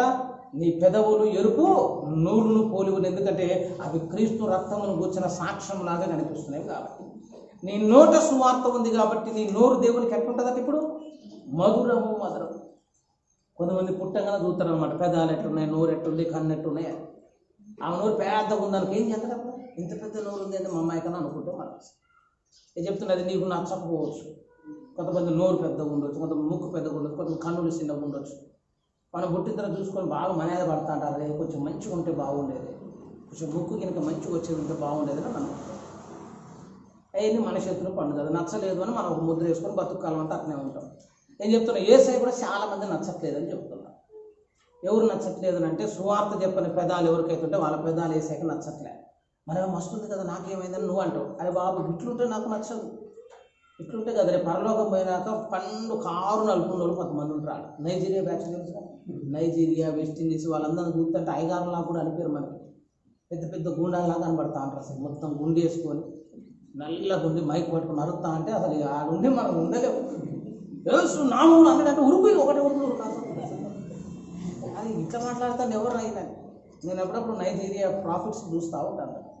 ఆల్ఫ్ లూకస్ గారి కానీ కొంతమంది ప్రవక్తలు చూస్తా అంటే అందులో అసలు అయ్యగారు అని మనం చెప్తేనే వాడికి తెలుస్తుంది, కానీ లేకపోతే ఆయన అయ్యగారులా ఉండడు. ఆయన టీషర్ట్ వేసుకొని మామూలుగా అటు ఇటు తిరుగుతూ ఉంటాడు. అందులో అయ్యగారు విశ్వాసాలు అందరూ ఒకటేలాగా ఉంటారు. ఇక ఖచ్చితంగా లైట్లు వేసే ఉంచాలి, ఎందుకంటే మొత్తం కారు నలుపులు ఎవడు కానరాడు. ఫుల్ టిక్కు అట్లా రిఫ్లెక్ట్ కొడతా ఉంటుంది అన్నమాట మొక్కలు. వాళ్ళని చూస్తే మనకు అంత మంచిగా అనిపించకపోవచ్చు, కానీ రేపు పరలోకం పోయినాక ఇట్లాంటి కారు నలుపు ఐదారులు అందరిని కూడా పిలిచి దగ్గర పిలిచి వేసే ముద్దు పెట్టుకుని బిడ్డ ఎంత చక్కగా ఉన్నాం అన్నాడు అనుకో, పక్క నుండి మనం ఒకసారి కళ్ళు మొత్తం బయలు కమ్ముతుంది. కళ్ళని ఒకసారి చూసుకొని నిజమైన వాస్తవమైన చూస్తే ఏసే ప్రేమగా వాడిని దగ్గరకు తీసుకొని ముద్దు పెట్టుకొని కౌగులించుకొని అంత ప్రేమ మాట్లాడుతూ ఉంటే మనకు ఆశ్చర్యం అనిపించింది. అంత మంచిగా లేడు కదా, నీకు ఎట్ట నచ్చిందంటే ప్రభు అంటాడు అన్నమాట. నువ్వేమో శారీర రీతిగా చూస్తూ ఉన్నావు, కానీ వాని కన్నులు ఎట్లున్నాయో దేవుడు చెప్తాడు. అప్పుడు గోప యొక్క కన్నులాగా మంచి దృష్టి వానుకుంది. యోగులాగా కన్యకను నా కన్నులతో నేను ఎలాగో చూసేదను, నా కన్నులతో నేను నిబంధన చేసుకున్నాను అంటాడు. మనం కనుక మెల్లకన్ను పెట్టుకున్నట్టు ఇట్టుండి ఒకసారి ఏసే దగ్గర పోయినాం అనుకో, ఏసే దగ్గర పోగానే ఎడు చూస్తున్నారు అన్నట్టు ఉంటుంది మన ఇంటికి. అంట ఏసంటాడు బలా నమ్మకమైన మంచిదో, అసలు ఎంత మంచి కన్ను రాని ఒకసారి కళ్ళను ముద్దు పెట్టుకున్నాను, నీని కన్ను నచ్చినాయని. లేయ జబ్బు కన్ను కలది అట. లేయ కళ్ళకే జబ్బు ఉందట. ఆ జబ్బు కన్ను అని ఆమె ఒక పేరు పెట్టబడ్డది. దావీదు గురించి మాట్లాడినప్పుడు దావీదు చక్కని నేత్రములు కలిగిన వాడు, ఎర్రని వాడు అని బైబిల్ చెప్తుంది. దావీదు కన్నులు మంచుకున్నాయంటే ఆయన చూడటానికి కన్నులు మంచుకున్న కన్నులు కావే, ఆయన అంతరంగంగా చూసే దృష్టి ఎట్లుంటుందంటే మంచి దృష్టి అయి ఉంటుంది, మంచి దృష్టి అయి ఉంటుంది. దేవుణ్ణి చూడాలని ఆశ కలిగిన కన్నులై, దేవుని వాక్యంలో లోతైన విషయాలు, నీ ధర్మశాస్త్రమందు ఆశ్చర్యమైన కార్యములను చూస్తున్నట్టు నా కన్నులను తెరువు. ఆ ప్రార్థన చేసింది కాబట్టి దేవునికి ఆయన కన్నులు ఏమైపోయినాయట, నచ్చినాయట. మనం మంచిగా కన్నులకు కాటం పెట్టుకొని పెద్ద చేసుకొని అలంకరించుకొని అన్ని హేబ్రోస్ అన్ని కట్ చేసుకొని రేపు ఏసై దగ్గరికి ఇట్లా పోయిన వెనక అప్పుడు ఏసై అంటే ఏది ఇట్లు ఉన్నాయి అంటాడు. అక్కడ ఉన్న వాళ్ళందరికీ నచ్చుతూ ఉంటాయి కానీ ఏసైకి నచ్చబట్టి ఎందుకు నచ్చవనంటే అవి రక్షించబడిన కన్నులు కాదని అనుకో మన గుండెలు వెళ్ళిపోతాయి. అసలు అంత మంచుకున్నామనే మంచిగా లేదంట. ఈ నైజీరియా వెస్టిండీస్ బ్యాచ్ని పట్టుకునేమో ఎంత మంచుకున్నావు బిడ్డ, ముద్దొస్తున్న బిడ్డ నాలందరిని ముద్దు చేస్తాను. ఎందుకు అంటే వారి గుణములను బట్టి గుణములను పెట్టాలి. ఇక నైజీరియా వాళ్ళ పెదాలను చూసినానుకో దడుచుకుని సత్తం మనం అయితే అసలు ఆ పెదాలను చూసి మనం కవిలాగా వర్ణించాలన్న మనం కుదరదు కదా. ఆ పెదాలను ఎట్లా వర్ణించాలని మనం కింద మీద పడతా ఉంటే ఏసై వచ్చి నీ పెదవులు ఎరుపు నూలును పోలి ఉన్నవి, నీ నోరు ఎంతో సుందరం అనడనుకో ఎన్ని అబద్ధాలు ఆడుతున్నాం ఏసై అంటే, లేదు బిడ్డ అంత మంచిగా ఉన్నాయి, ఒకసారి నువ్వు నా కన్నులతో చూడాలని చూపిస్తే అప్పుడు అర్థమైంది మనకు. అసలు మరి ఎంత చక్కగా ఉందిలే కానీ నోట్లో వచ్చే సువార్త రాకపోయి ఎప్పుడు ప్రభువును కూర్చున్న సంభాషణ లేదు. అది లోకానికే పైకి ఎట్లా కనిపిస్తుంది కానీ ప్రభు అంటాడు దావీదు యొక్క పెద్దన్నను చూసినప్పుడు సమూయేలే తొందరపడ్డాడని చెప్తున్నాడు. సమూయేలు యెషయి పెద్ద కుమారుడు వచ్చినాడు. సమూయేలు దగ్గరకు రాగానే యెషయి పెద్ద కుమారుని చూడగానే రాజుకుండే అన్ని లక్షణాలు ఆయన కనబడుతున్నాయి అట. అన్ని లక్షణాలు కనిపించి సమూయేలు అనుకున్నాడు యెహోవా చేత అభిషేకించబడిన వాడు ఇతడే అని దేవునితో మాట్లాడి ఈయన అభిషేకిద్దాం అనుకునేసరికి ప్రభువు మాట్లాడాడు, ఇతడు కాదు అని చెప్పింది. ఎందుకు ఇతడు కాదని అంటున్నావు, ఈయన చూడటానికి అంత మంచిగానే ఉన్నాడు కదా అంటే ప్రభువు చెప్పిన మాట, మనుషులు పై రూపమును లక్ష్య పెట్టుదురు కానీ యెహోవా హృదయమును లక్ష్య పెట్టును. నువ్వు వాడి పై రూపాన్నే చూస్తున్నావు కానీ నేను వాని అంతరంగిక స్వభావాన్ని కూడా చూస్తున్నా, వాని లోపల స్వభావాన్ని కూడా చూస్తున్నా, వీడు కాదు అని అన్నాడు. అలా ఆఖరికి దావీదు వచ్చిందట. దావీదు చూస్తే బాలుడులాగా ఉన్నాడు. అప్పుడు సమూయేలుకు మంచిగా అనిపించలే, వీడు రాదయ్యే అవకాశమే లేదన్నా దావీదుని చూసి అనుకున్నాడు. కానీ ప్రభు ఏమన్నాడో తెలుసా, ఇతడే నేను అభిషేకించదలిచినప్పుడు ఇతను అభిషేకించదన్నాడు. ఎట్లొచ్చింది ఈయన మీద, ఈయన చూస్తే అంత మంచిగా లేడు. సమూయేలు కూడా నచ్చలే దావీదు, ఎందుకంటే చిన్నోడు ఏం పరిపాలిస్తాడు, బలవంతుడు కాదు అని అనుకున్నాడు. కానీ ప్రభువు ఆయనలో ఉన్నటువంటి లక్షణాలు చెప్తున్నాడు, ఇతడు చక్కని నేత్రములు కలిగిన వాడు అని చెప్పాడు. ఇప్పుడు రాజు కావాలనుకున్నాడు, కన్నులతో ఏ పని అని అడుగుతున్నాడు. నేను అసలు మంచి కండలు తిరిగి ఉన్నాడంటే పెట్టుకోవచ్చా, ఇతడే రాజు అన్నాడు. ఎందుకు రాదనంటే అతడు ఎర్రని వాడు కాబట్టి అతడు రాజు, అతడి చక్కని నేత్రములు కలిగిన వాడు కాబట్టి రాజు అని చెప్పిండు. ఆ నేత్రాలు ఏంటంటే అంతరంగిక స్వభావానికి ఉండేటువంటి కన్నులు. ఇప్పుడు నేను చెప్తున్నా, ఇప్పుడు మీరు కూర్చున్న వాళ్ళందరూ కన్నులు కొంచెం మంచిగానే ఉన్నాయి, నేను మంచిగా ఉన్నాయని చెప్పిన కానీ ఏసై అయితే ఆ మాట చెప్పడం చెప్తుంది. ఎందుకు చెప్పడం అంటే ఈ కన్నులతో మనం చూసుకుంటే మంచిగానే కానొస్తున్నాం కానీ ఎప్పుడైనా కన్నులతోటి వాక్యాన్ని చూసిన అనుభవం ఉందా అని అడుగుతుంది. నీ ధర్మశాస్త్రంలో ఆశ్చర్యమైన కార్యాలు ఈ కన్నులో కనబడ్డాయా, కనబడలేదు, అయితే నీ కన్నులు మంచిగా. ఎప్పుడన్నా ప్రభువును చూసిన కన్నులేనా, కాదు, అయితే నీ కన్నులు మంచిగా లేవు. అసలు ఎప్పుడైనా సరే నీ కన్నులతో ఎప్పుడైనా దైవ దర్శనాన్ని ఎప్పుడైనా చూసినావు అని అడుగుతున్నావు. ఇప్పటిదాకా వాక్యం చూసిన అనుభవం లేదు, దేవుడు చూసిన అనుభవం లేదు, దర్శనం చూసిన అనుభవం లేదు. ఇక నీ కన్నులు మంచివి అని చెప్పడానికి దేవుడికి ఒక సాక్ష్యం ఎట్లా ఇస్తారని చెప్తే నీకే లేదు. ఇక మనం నువ్వు మంచుకున్నావు నేను మంచుకున్నావు అని చెప్పుకోవడానికి, కానీ ఆయన అయితే మంచుకున్నావు అని చెప్పలేడు, ఎందుకంటే ఈ కన్నులకు ఆ సామర్థ్యం రాలేదు కాబట్టి. అట్లా ప్రతి అవయవమును దేవుడు ఏం చేస్తాడనంటే ఆ అనుభవం ఎప్పుడైతే వస్తుందో ఆ అవయవాలు ఎట్లున్నా కూడా ప్రభు దృష్టికి వారు ఏమైపోతుందంటే అందమైపోతారు. చెప్తున్న పరలోకం పోయిన తర్వాత అందంగా లేరు అనే మాట రాదు అని చెప్తున్నాడు. ఇప్పుడు ఇక్కడ సంబంధాలు చూసుకున్నా ఏం చూసుకున్నా మంచుకున్నామా లేదా చూస్తాం కదా, ఆడికి పోయినాక అందము అనే పేరు రాకుండానే ప్రభు యొక్క ప్రేమ అందరినీ నింపేస్తుందని చెప్తారు. ఇప్పుడు చాలామంది పిల్లలు మంచిగా ఉంటారు, పిల్లలు మంచిగా లేదని అనుకో, నువ్వు ఎత్తుకోకపోతే ఎత్తుకోపోయినా అలా ఎత్తుకోదామని. మరి మంచిగా లేదని ఆమెకు తెలియదంటే మంచిగా లేదని తెలిసినప్పుడు లోపల ఒక ప్రేమను చూసి అది ఏం చేస్తుందనంటే వాళ్ళని ఇష్టపడేటట్టు చేస్తూ ఉంటుందని చెప్తారు.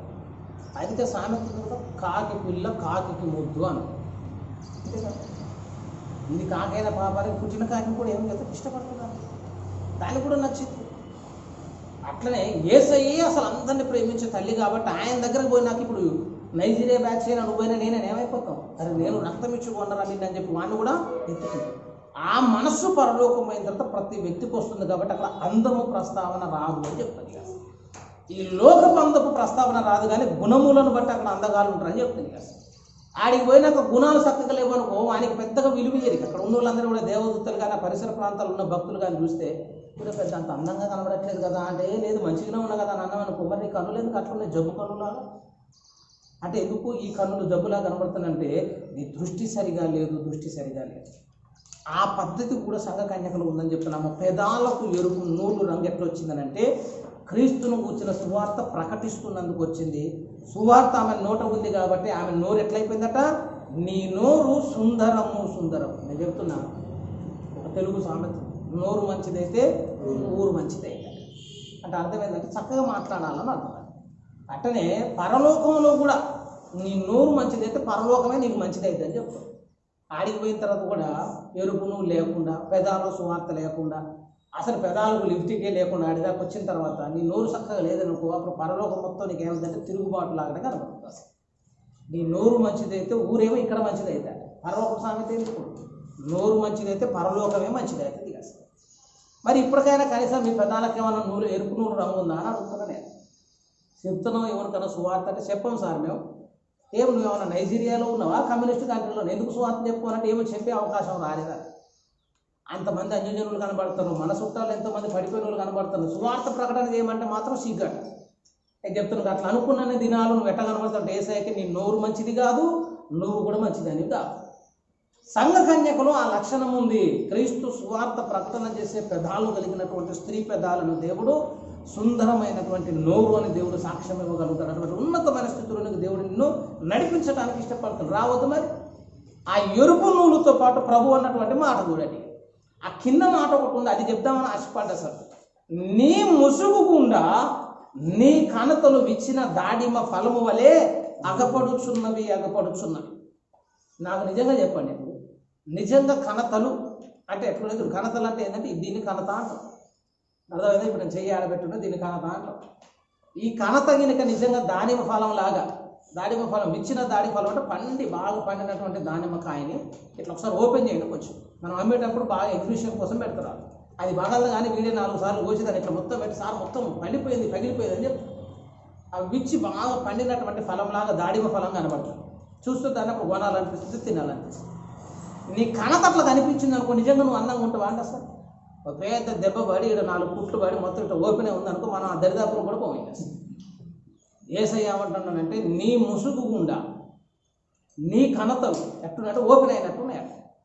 ఈడొక పక్క ఈడొక పెట్ట కొంచెం ఓపెన్ చేసి పెట్టాలి. పెళ్లి చూపులకు వచ్చినారు, మంచిగా ఉందా బిడ్డ అనగానే వాడికి అటు నుంచి అట్టే ఉడుతారు అసలు. ఎందుకంటే మరి కణతలు ఇచ్చిన దాడిమ్మ ఫలం లాగుంటే బాగుంటుంది అన్నావు కదా అంటే, అట్లా ఉంటే మంచిగా అనిపించట్లే, కానీ బైబిల్ అట్లనే చెప్తుందని చెప్తున్నాను. కణతలు ఇచ్చిన దాడిమ్మ ఫలం అంటే అర్థం ఏంటంటే ఇక్కడ చెప్పినట్టు నువ్వు అక్కడ రాసుకోమని రాదు. ఇప్పుడు ఎరుపు నువ్వులు అంటే లిప్స్టిక్ పెట్టుకోమని కాదు. ఎరుపు నువ్వులు అంటే సువార్త ప్రకటన నీ నోట ఉంటే, నీ పెదాలతో సువార్తను ప్రకటిస్తే ఆటోమేటిక్గా దైవ దృష్టికి ఆ ఎరుపు నువ్వులు కనపడతాయి. అట్లనే కణతలు అంటే దేనికి సూచన అంటే జ్ఞానమునకు సూచన అని చెప్తాను. ఎవరికైనా మెంటల్ ఉందని అనుకో, మనం ఏమంటాం, వాడికి మెంటల్ ఉందని చెప్పాలంటే మనం ఇట్లా అంటే ఏంటంటే మనకు ఆటోమేటిక్గా అర్థమైంది. దానికి కొంచెం పిచ్చి అని చెప్పాలంటే, మరి పిచ్చి అని అన్నాం అనుకో వాడు 4 దంతారు మనకి. కాబట్టి సైన్స్లో చెప్పాలి. ఎవడైనా పిచ్చి పిచ్చి మాట్లాడితే మనకి అన్నమాట మనకు అర్థమైంది కాబట్టి వాడు పెద్దగా తిట్టినా మనం పట్టించుకో.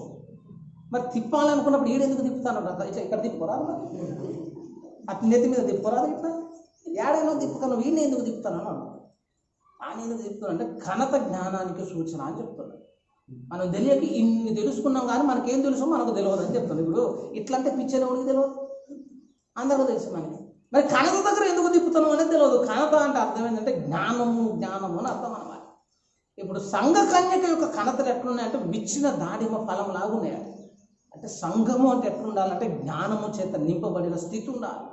సంఘము అంటే విచ్చిన స్థితి ఉండాలి, జ్ఞానములో పండిపోయి ఉండాలి. ఆ ఉన్నతమైన స్థితిలో ఉన్నటువంటి ఆ సంఘ కన్యక ఎక్కడ ఉండాలంటే ముసుగు గుండానే ఉండాలి. మళ్ళీ ఆ ముందు మాటే ఉంది, నీ ముసుగు గుండా నీ కణతలు విచ్చిన దాడిమ ఫలము వలె అగపడుచున్నవి. అంత పండిపోయి అంత జ్ఞాని అయ్యావు కదా అని చెప్పి ఆ ముసుగు తీయొద్దట. మళ్ళీ నేను చెప్తున్నా, ఈ ముసుగు తీసే దగ్గర గొడవలు వస్తున్నాయి అని చెప్తాను. చాలామంది మనల్ని ఇష్టపడలేకపోవటానికి కూడా కారణం ఏంటంటే ఆ కణతలే అని చెప్తున్నారు. ఆ ముసుగు వేసుకునే ఉండాలట. అంత జ్ఞానం ఉన్నా బయటికి రావద్దు, అంత జ్ఞానం ఉన్నా ముందుకు పోవద్దు. దేవుడు హెచ్చించేంత వరకు హెచ్చించుకోవాలని ప్రయత్నాలు చేయొద్దు. ఆ విచ్చినటువంటి కణతలు కనపడుతున్నా కూడా ఆ సంఘ కన్యకి ఇంకా ఏం వేసుకుని ఉందంటే ముసుగు వేసుకుని ఉందంటే కనబడుతుందా మరి స్పష్టంగా కనబడట్లే. సంఘ కన్యకి ఎప్పుడు ముసుగు తోటే ఉంది. మీరు ఒకసారి 4:1 చూడండి. నా ప్రియురాల నీవు సుందరివి, నీవు సుందరివి, నీ ముసుగు గుండా నీ కన్నులు గువ్వ కన్నుల వలె. ఎక్కడ ఉందట?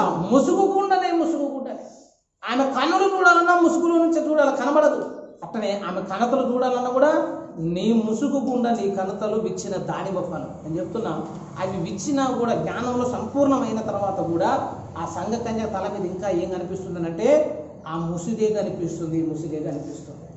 ఆ జ్ఞానము కలిగిన స్థితిలోనికి సంఘము రావాలి, సంఘము రావాలి.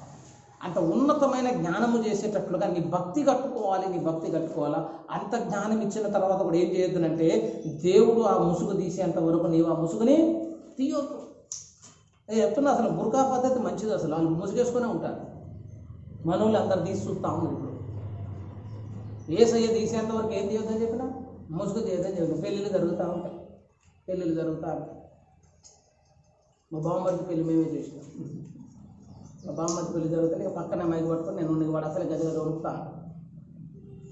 ఏంటంటే బాగా కొత్త కదా అంటే మరి అందరు 10 పెళ్ళిళ్ళు చేసుకుంటారు కదా, మరి ఆయన కొత్త. ఇక పక్కనుండి బావా అని గట్టిగా పట్టుకుంటే ఇక ఆనే ఉన్నాను. ఇక మైకి పట్టుకొని నేను చెబుతా అంటే వాడిగా ఘోరమైన కూతురు చదివండి. ప్రమాణాల పేరుతోటి వాడు ఏం చదువుతుండో వాడికే అర్థం కాదు. ఆయన లాస్ట్ ముసుగు తీయని అన్నాడు ఆయన. పవన్ నువ్వు దీ బావా అని. ముసుగు భర్త తీస్తారా, నేను ఎట్లా తీస్తాను? ఇక వాడి దగ్గర పోయి ఆమె ఇట్లా పట్టుకున్న వేలు తీయటానికి వీడి గద వరకు నువ్వు తీ అంటే నేను అయ్యగారిని కాబట్టి నాకు తెలుసు అది తీయకూడదు నాన్న, నువ్వే తీయాలని చెప్పి వాడు అప్పుడు తీసాడు.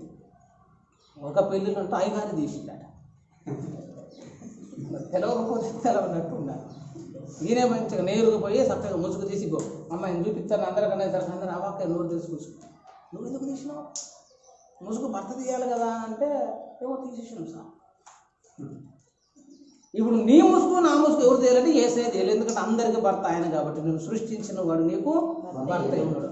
ఆయన ముసుగు తీసిన దాకా నువ్వు కూడా ఏం చేద్దంటే తీయొద్దని చెప్తున్నావు. ఆయన ఎప్పుడు తీస్తున్న ఒక టైం వచ్చింది.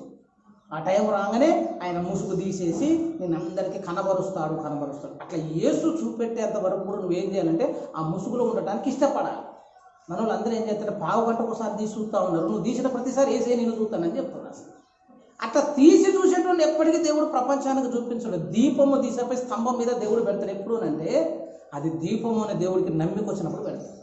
ఆ ముసుగు లేకుండానే చాలామంది ఏం చేస్తున్నారంటే పరిచర్య చేస్తున్నారు. ఆ ముసుగు లేకుండానే చాలామంది దేవుణ్ణి సంఘానికి కనిపించాలని ఆశతోటి ముందుకు వస్తూ ఉన్నారు. నన్ను చూడాలా చూపెట్టుకుంటే ఏమి రాదు, ఏసై చూపిస్తేనే మహిమ వస్తుందని చెప్తున్నారు. ఆ ముసుగు గుండా రావాలి. అప్పటికే నీ జ్ఞానంలో నువ్వు ఎట్లా ఉండాలంటే పండిన స్థితిలోనికి రావాలి. బాగా పండిపోయి దేవుని కొరకు వాడబడాలని ఆశతో ఉన్నా కూడా ఇంకా నీ మీద ఏం కనబడుతుందట? ముసుగే ఉంటుంది. కానీ ప్రభు ఒకరోజు దాన్ని తొలగించిన తర్వాత, ఆ తెరలు తీసిన తర్వాత సంఘానికి, సమాజానికి, దేశానికి ఆశీర్వాదకరంగా నీ జీవితం ఉండేటట్లు దేవుడు కృప చూపెట్టాడు. అసలు నీ కనతలే విచ్చలేదని అనుకో, నీ ముసుగెందుకు తీస్తాడా అంటారా? నేను తీస్తాడు ఎప్పుడన్నా మొత్తం కుట్టి అసలు ఓపెనే కాకుండా పెట్టాలి. అసలు మొత్తం ఒక హెల్మెట్ పెట్టినట్టు పెట్టి అసలు బతుకు కాలంలో ఈ ముసుగు ఓపెన్ కాకుండా చేయాలి. సంఘము జ్ఞానములో ఉండాలి, జ్ఞానముతో ఉండాలి. ఆ జ్ఞానముతో ఉండేటువంటి కార్యములు ఉన్న చాలా విషయాలు ఉన్నాయని చెప్తాను.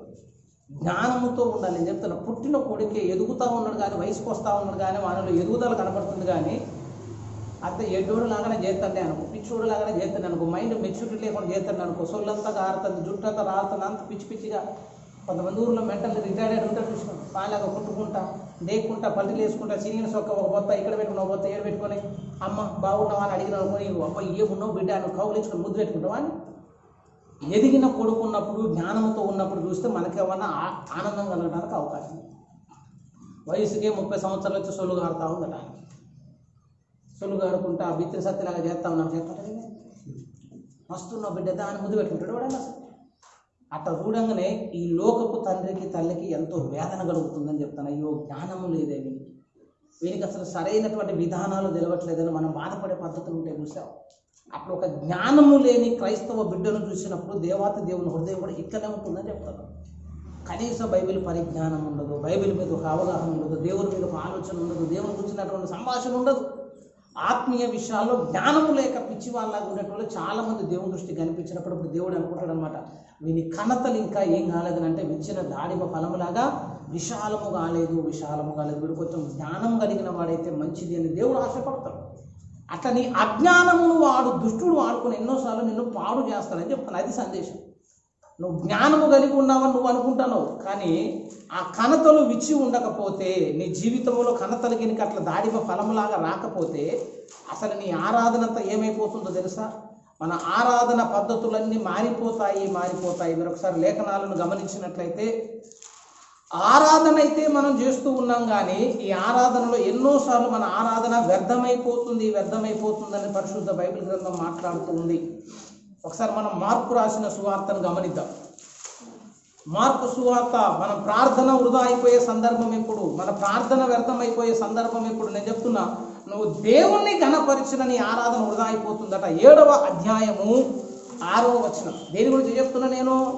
కణతలు విచ్చకపోతే, జ్ఞానముతో సంఘం ఉండకపోతే, ఆ అజ్ఞానంగా చేస్తున్న భక్తి నీ ఆరాధన దేవునికి చేరదు. 7వ అధ్యాయము 6వ వచనంలో అందుకు ఆయన వారితో ఇలాగూ చెప్పెను, ప్రజలు పెదవులతో నన్ను ఘనపరచుదురు గాని, ఒక ప్రజలు ఉన్నారు, వారు ఏం చేస్తున్నారంటే పెదవులతో నన్ను ఘనపరచుదురు గాని వారి హృదయం నాకు దూరముగా ఉన్నది. వారు మానవులు కల్పించిన పద్ధతులు దేవోపదేశములను బోధించుచు నన్ను వ్యర్థముగా ఆరాధించుచున్నారు. వారు నిజంగా ఏం చేస్తున్నారు చెప్పండి? వారు పెదవులతో ఘనపరుస్తున్నారు. ప్రార్థన అనగానే చేస్తున్నారట, ఆరాధన అనగానే చేస్తున్నారట. పెదాలలో ఏముందంటే దేవుని ఘనపరిచే స్థితి ఉందట. అట్లాంటి వాళ్ళని మనం చూడగానే అప్పుడు మస్తు ప్రార్థన చేస్తుందని అనుకుంటారు. నేను చెప్తున్నా, అసలు ఈయన చూసే ఎన్ని అబద్ధాలే. వాస్తవాలు కనిపించేటువంటి స్థలం ఏంటంటే పరలోకం. నేను ఒక మంచి క్రిస్టియన్ కామెడీ బుక్ చెప్తాను. కామెడీ బుక్ అన్న చదువుకోవాలిగా.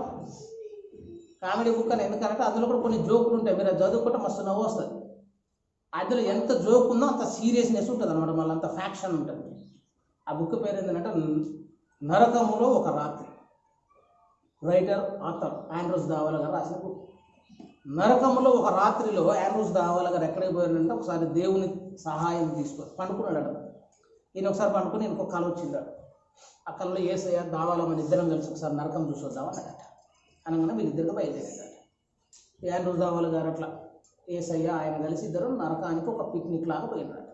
ఆడికి పోతుంటే నరకం ఎట్లుంటుంది, నరకాన్ని కూడా చూడాలి, ఎందుకంటే నేను అడిగి పోను కదా, నేను పరలోకమే పోతా, కానీ నరకంలో ఎవరెవరు ఉంటారో ఎట్లుంటుందో నాకు తెలుసుకోవాలని ఆశ ఉందంటే బిడ్డ మరి నరకానికి తీసుకుపోతాను ఒకసారి చూడటానికి కదా తీసుకుపోయాడు. అక్కడికి తీసుకుపోవటమే అక్కడ ఆ బుక్లో నా పేరు చెప్తున్నాను. నా పేరు సుశీల అని ఉందండి.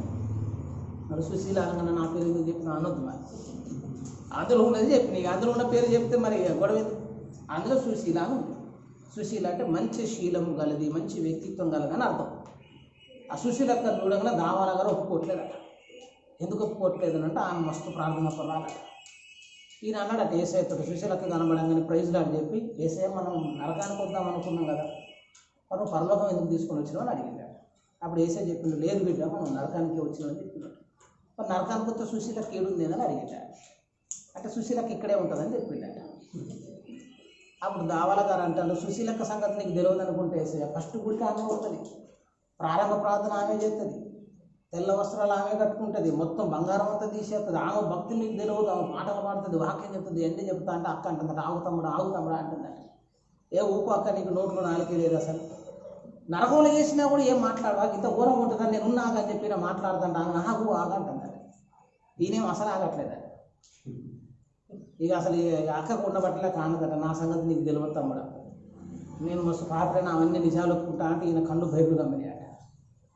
ఇక్కడ మోసం చేసిన బాగానే ఉంది, అడిగి పోయేసరికి మొత్తం బట్టబయలైపోయింది.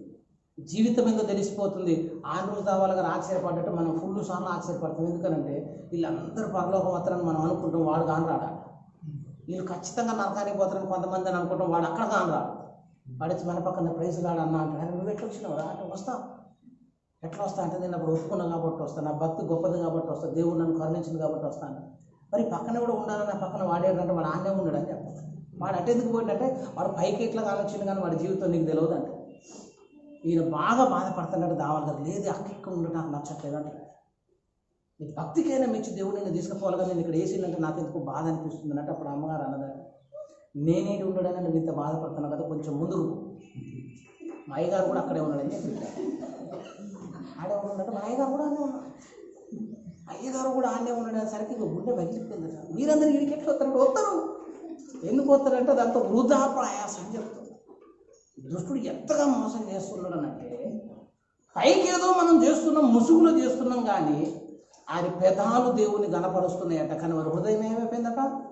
పెదాలతో మీరు నన్ను గణపరచుదురు కానీ మీ హృదయములు నాకు దూరముగా ఉన్నవి. ఈ వ్యర్థమైనటువంటి ఆరాధనలన్నింటిని బట్టి మీరు ఏం సంపాదించుకోలేరనంటే పరలోకం సంపాదించుకోలేరు చెప్తున్నా. ఆ హృదయములను కాపాడుకోవాలి, హృదయములను కాపాడుకోవాలి. పెదాలు ఒకటే కాదు, పెదాలతోటి స్తుతించడం ఫుల్ మంది. ఇప్పుడు ప్రార్థన అనగా చేయం, ప్రార్థన అనగానే అసలు మనోళ్ళు ఎత్తే మాటలకి దాదాపు హెబ్రోన్ ఆరాధన జరుగుతా అంటే నాకు అప్పుడప్పుడు భయం అవుతూ ఉంటుంది. ఎందుకంటే వాళ్ళు పెద్ద పెద్ద పదాలను వాడి దేవుని స్తుతిస్తూ ఉంటే, ఆరాధిస్తూ ఉంటే ఇవన్నీ నిజమైతే బాగా అనుకుంటా నేనైతే. సర్వశక్తిమంతుడా, గొప్ప దేవుడా అని అంటా ఉంటుంది. తెల్లారి లేవగానే అంటారు, అన్న ఎప్పుడు పని చేస్తాడు అన్న దేవుడు, అసలు ఇంతేనా అన్నయ్య దేవుడు అని. మళ్ళీ నువ్వు తర్వాత అది ఆరాధన చేసి బాగుంట కాదే మళ్ళీ ప్రార్థన సహాయం కూడా ఈ మాట అడగబట్టి మరి నువ్వు ఎట్లా మాట్లాడినంటే పెదాలతోటే మాట్లాడినా. హృదయంలో ఏం లేదనంటే అంత నమ్మిక లేదు. పెదాలతోటి మాట్లాడటం ఎవరైనా చేస్తారు చెప్తున్నా. పరలోకంలో దేవుని పైనుంచి చూస్తాంటే అందరు చిలక పలికినట్టే పలుకులు కనబడతాను, కానీ హృదయంలో ఏం కనబడదంటే ఆ భావజాలం అంతా హృదయంలో ఉన్నట్టు కనిపించదని చెప్తాను. నీ పెదాలు దేవుని స్తుతిస్తున్నట్లు కానీ నీ హృదయముడు ఎట్లా ఉండాలంటే ఆ స్థుతితోటి ఏకమై ఉండాలి, ఏకమై ఉండాలి. హృదయములో ఆ భావన లేకపోతే అది దేవునికి అంగీకారమయ్యే ఆరాధన కాదు అని చెప్తున్నాను. హృదయంలో కూడా ఏముండాలా? ఒక నిశ్చయత రావాలి. హృదయముతో దేవుని ఆరాధించిన స్థితి కలిగి ఉండాలి, స్థితి కలిగి ఉండాలి. నేను చెప్తున్నా, అసలు అన్నిటికీ మూలంగా ఏం కనబడుతుందంటే హృదయం ఉంటాయి. మీరు ఎప్పుడైనా కొన్ని ఆసుపత్రులు చూడండి, ENT, ఇయరు, నోసు, టంగ్, ఈ మూడు కలిపి ఒకటే డాక్టర్ ఉంటాడు. ఆయన చెవి, ముక్కు, నోరు అని ఒకే డాక్టర్ ఉంటాడు. ఎందుకంటే మూడింటికి లింక్ ఉంటుంది కాబట్టి. ఇప్పుడు బైబిల్లో చెప్తున్నాను, బైబిల్లో నీ హృదయానికి నీ కన్నులకు లింక్ ఉందని చెప్తున్నా, నీ హృదయానికి నీ చెవికి లింక్ ఉందని చెప్తున్నా, నీ హృదయానికి నీ నోటికి ఒక లింక్ ఉందని చెప్తున్నా. ఆడేమో ENT ఉంది, ఈడ వేరే. నీ కన్నులకు హృదయానికి ఒక లింక్, నీ కన్నులకి ఈ హృదయానికి లింక్ ఉన్నట్లుగానే ఈ హృదయానికి మన నీ చెవులకి ఒక లింక్ ఉంది, ఈ హృదయానికి నోటికి కూడా లింక్ ఉంది. ఈ లింక్ కనుక చెడిపోయింది అనుకో నీ ఆరాధన ప్రభు దాకా పోదు అని చెప్తాను. అర్థమైందా నేనేం చెప్పినా? మళ్ళీ ఒకసారి చెప్తాను. మనం పెదాలతో టక టక టక ప్రార్థన చేస్తాను. ప్రార్థన చేస్తే ఇక్కడ మనం రాసుకుంటాను ప్రార్థన పొర్రాలు, ప్రార్థన పొర్రాలు, ప్రార్థన పొర్రాలు అని నేను తిక్కు పడతాను. రేపు ఆ ప్రార్థన బుక్ ఇంకొకటి ఉందా? పరలోకం పోయినాక పుస్తకాలు ఉంటాయి, ఏ చెప్తే దడుచుకుంటారని చెప్పట. నేను పరలోకం పోగానే నువ్వు కార్చిన కన్నీరు ఒక బొడ్డులో ఉంటుందట, నువ్వు చేసిన ప్రార్థన ఒక పుస్తకంలో ఉంటుందట, నువ్వు మాట్లాడిన మాటలు ఒక దాంట్లో ఉంటాయి. ఇవన్నీ గ్రంథస్థం చేసి ఆడికి పోయినాక కొంతమంది బుక్కులు చూస్తే అన్ని కొత్త పుస్తకాలా ఉంటాయి కదా. నా కన్నీళ్లు నీ బుడ్డులో నుంచబడి ఉన్నవి, అవి నీ కవిలలు కనబడిన కదా అంటాడు కీర్తనలు. ఒకసారి ఆ మాట చూడండి, అండర్లైన్ చేసుకొని మళ్ళీ ఇప్పుడు అవి చదువుతారు. కనీసం కీర్తనల గ్రంథాన్ని మీరు ఒకసారి పరిశీలించినట్లయితే పరలోకములో పుస్తకాలను కూర్చున్నటువంటి నేపథ్యాన్ని, సందర్భాన్ని 56వ అధ్యాయము 8వ వచనం, 56:8, నా సంచారములను నీవు లెక్కించి ఉన్నావు, నా కన్నీళ్లు నీ బుడ్డిలో ఉంచబడి ఉన్నవి. కవిల అంటే ఫుట్ నోట్లు ఏముందని పుస్తకం. నీ కన్నీళ్ళు ఏమో బుడ్డిలో ఉన్నాయి, ఆ కన్నీళ్లను కూర్చున్నటువంటి సంభాషణ అవి నీ కవిలలో కనబడాను కదా. ఇప్పుడు నాకు చెప్పండి, అసలు నీ బుడ్డి ఎట్లుందా అని అడుగుతుంది. ఇప్పుడు బుడ్డి అంటే పాత్ర అని అర్థం. కొంతమంది పాత్రలు అయితే ఎండిపోయిన ఎడారి, ఎండాకాలం లాగా ఉంటుంది. ఎండాకాలం పెద్ద పెద్ద బాయిలే ఎండిపోతాయి, జీవ నదులు ఎండిపోతాయి కదా. అక్కడ మన పేరు రాసి ఉంటుంది, దానికి పాలన సామ్యులు పాలన ఉంటుంది పాత్ర. ఆ పాత్రలు ఎంత ఎదిగినట్టు చూసినా కూడా లోపల ఒక చుక్క నీటి చుక్క కూడా కనబడట్లేదు అనుకో, అప్పుడు ప్రభువుకి అర్థమైంది అనమాట, వీడు బతుకు కాలంలో కన్నీరు గార్చిన అనుభవం లేదని. ప్రార్థనలో ఎప్పుడు కన్నీరు గార్చలే, అసలు కన్నీరే గార్చలే, ఈ పాత్రలో ఒక చుక్కే పడలేదు. ఆ పాత్రను చూసినప్పుడు భూమి మీద నీ జీవితం అర్థమైపోతుంది. అక్కడ ప్రార్థన పుస్తకము, కన్నీటి ప్రార్థన పుస్తకాన్ని ఒకటోసారి తీసిన అనుకో, అందులోనే మనకు ఒకసారి కనబడాలనంటే అవి నీ కవిలలో కనబడేను కదా. మనం చాలాసార్లు కన్నీరు గార్చి అట్లా తుడుచుకొని, చెంగుతో తుడుచుకొని, ఖర్చుతో తుడుచుకొని అవి కింద పడి ఆవిరైపోతే అయ్యో అయిపోయిందని అనుకుంటాను. నేను చెప్తున్నా, కన్నీరు అట్లాగా నువ్వు కార్చిన కన్నీరు ఇక్కడ ఒక చుక్క నేలను రాలగానే అది పరలోకపు బుడ్డిలో పడుతుంది అని చెప్తాను.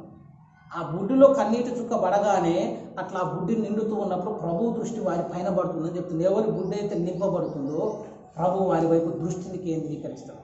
అప్పుడు వాడి జీవితంలో దేవుడు కార్యం చేయడానికి ఇష్టపడతాడు. వెంబటి ఆ పుస్తకంలో దేవుడు రాసుకోవడానికి ఇష్టపడతాడు. ఆ బుడ్డిని ఈ పుస్తకాన్ని రేపు న్యాయపీఠం ముందు తెచ్చి అప్పుడు మాట్లాడతాడు అన్నమాట. ప్రభువా, నీ కొరకు ఇంత కన్నీరు కార్చాను, నీ కొరకు ఎన్ని శ్రమలు అనుభవించాను, నీ కొరకు ఎన్ని సుఖాలను త్యాగం చేశాను. నువ్వు కార్చిన కన్నీరికి ఆ రాసిన పుస్తకంలో ఉన్నటువంటి లెక్కకు దేవుడు ఆ రోజు ఏం చేస్తాడంటే బహుమానం ఇవ్వటం మొదలు పెడతాడు. అప్పుడు ఖాళీ పాత్రలు పట్టుకొని మనం పోయినాం అనుకో, దాన్ని తీసుకుని ఒకడు గుద్దుతాడు.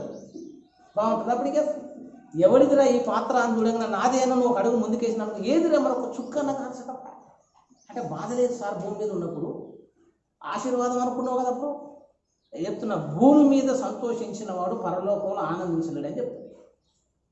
భూమి మీద ఎవడైనా సరే ఇప్పుడు సంతోషంగా అన్ని సుఖాలను అనుభవించుకుంటూ ఆనందంగా బతుకుతున్నాడే అనుకో, మంచి భార్య, మంచి పిల్లలు ఉన్నారు, మంచి సెటిల్మెంట్ ఉంది, మంచిగా ధనం ఉంది, మంచి ఇల్లులు ఉన్నాయి, అన్నీ ఉండి అసలు బాధపడటానికి ఏం లేదని బాధపడేటోళ్ళు కొంతమంది ఉంటారు. అసలు దేనికి బాధపడాలన్నా, నాకు బాధపడటానికి ఏ కారణం లేదని బాధపడుతున్నాను అనుకునేటోడు ఎవడ ఉన్నాడు అనుకో, వాడు పరలోకం వచ్చినాక ఫుల్ బాధపడతాడు. ఎందుకంటే ఏసై దగ్గర సాక్ష్యం చెప్పాలంటే వాళ్ళకి ఏం కనబడుతుంది కదా. కొంతమంది జీవితాలు మొత్తం కన్నీరే ఉంటాయి కదా. సుఖాలు త్యాగంగా ఉంటుంది. మంచి యవ్వన ప్రాయంలో భర్తను కోల్పోయిన వాళ్ళు ఉంటారు, పిల్లలు లేకుండా గొడ్రాలాగా వారి జీవితాన్ని జీవించిన వాళ్ళు ఉంటారు. వాళ్ళు బతుకాలం అంతా ఏడ్చుకుంటూనే ఉంటారు, సమస్యలను బట్టి బాధపడుతూ ఉంటాయి. పరలోకం పోయినాక దేవుడు ఆ పాత్రను ఈ బుక్కులు రెండింటిని చారబెట్టి, బిడ్డ ఎంత చక్కగా మంచి దాసురాలాగా నా కోసం సాక్ష్యంగా బ్రతికినాం అని చెప్పి దేవుడు ఆ 2 బహుమానాలను తీసి ఆ మీద పెడితే ఆ పక్కన కూర్చొని మనం ఉన్నాం అనుకో, ఎంత బాధపడతాం. అయ్యో ఏసి ఇంత పెద్ద కిరీటం పెడుతున్నావా, ఎందుకు పెడుతున్నావు, ఈ బాధపడ్డ నువ్వు పడుతున్నావా, మరి నాకు ఇవ్వంటే నేను నీకు ఇయ్యనంటే, ఎందుకంటే నీ బ్రతుకులో అనుభవం లేదు కాబట్టి ఇయ్యనంటే. ఆ కన్నీటికి అంత విలువ ఉంటుంది. ఇక్కడ కాచగానే అక్కడ నింపబడుతుంది, అక్కడ గ్రంథస్థం చేయబడుతుంది. టెక్నాలజీ అప్పుడు ఉంటుంది అని చెప్తున్నాను. మనం నేను ఏడిచిన దేవుడు చూడట్లేదా నువ్వు అనుకుంటున్నావు. అసలు చెప్తున్నా, ఆయన సమస్తము చూస్తున్న దేవుడు, సమస్తాన్ని భద్రపరుస్తున్న దేవుడు అని చెప్తున్నాను. నీ కన్నీరు ప్రవాహం లాగా రేపు అక్కడ చూడగలుగుతావు. ఇరిమియా అక్కడ చూస్తే ఎట్లుంటాడు తెలుసా, మానని వేదన ఇరిమియాకు కలుగుతా ఉంటే ఇరిమియా ఏడుస్తా అంటే తన కన్నీళ్ళతోటి జలమైపోయినట్లు ఇరిమియా బాధపడ్డాడు. ఇరిమియా భయంకరంగా కన్నీరు కాచి ప్రార్థన చేస్తాడు. రేపు పరలోకం ఎంత ఇరిమియా బుద్ధి నిండి పొందుతూ ఉంటుంది. అసలు కొంతమంది ఉత్తదానికి ఏడుస్తారు కానీ అసలు దానికి ఏడవమంటే ఏడవలేదు. యాకోబు కన్నీరు గార్చి ప్రార్థన చేసే అనుభవం యాకోబుకు ఉండాలి.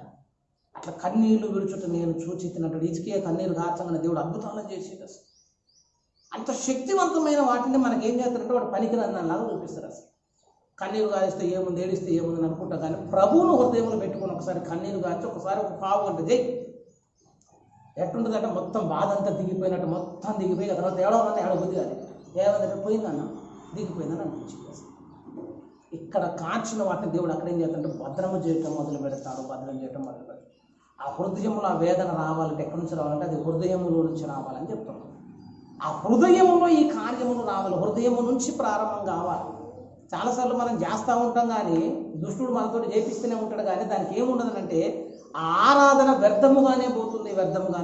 పెదాలతో చేస్తున్నది హృదయములో లేకపోతే అది బయటికి రాదు.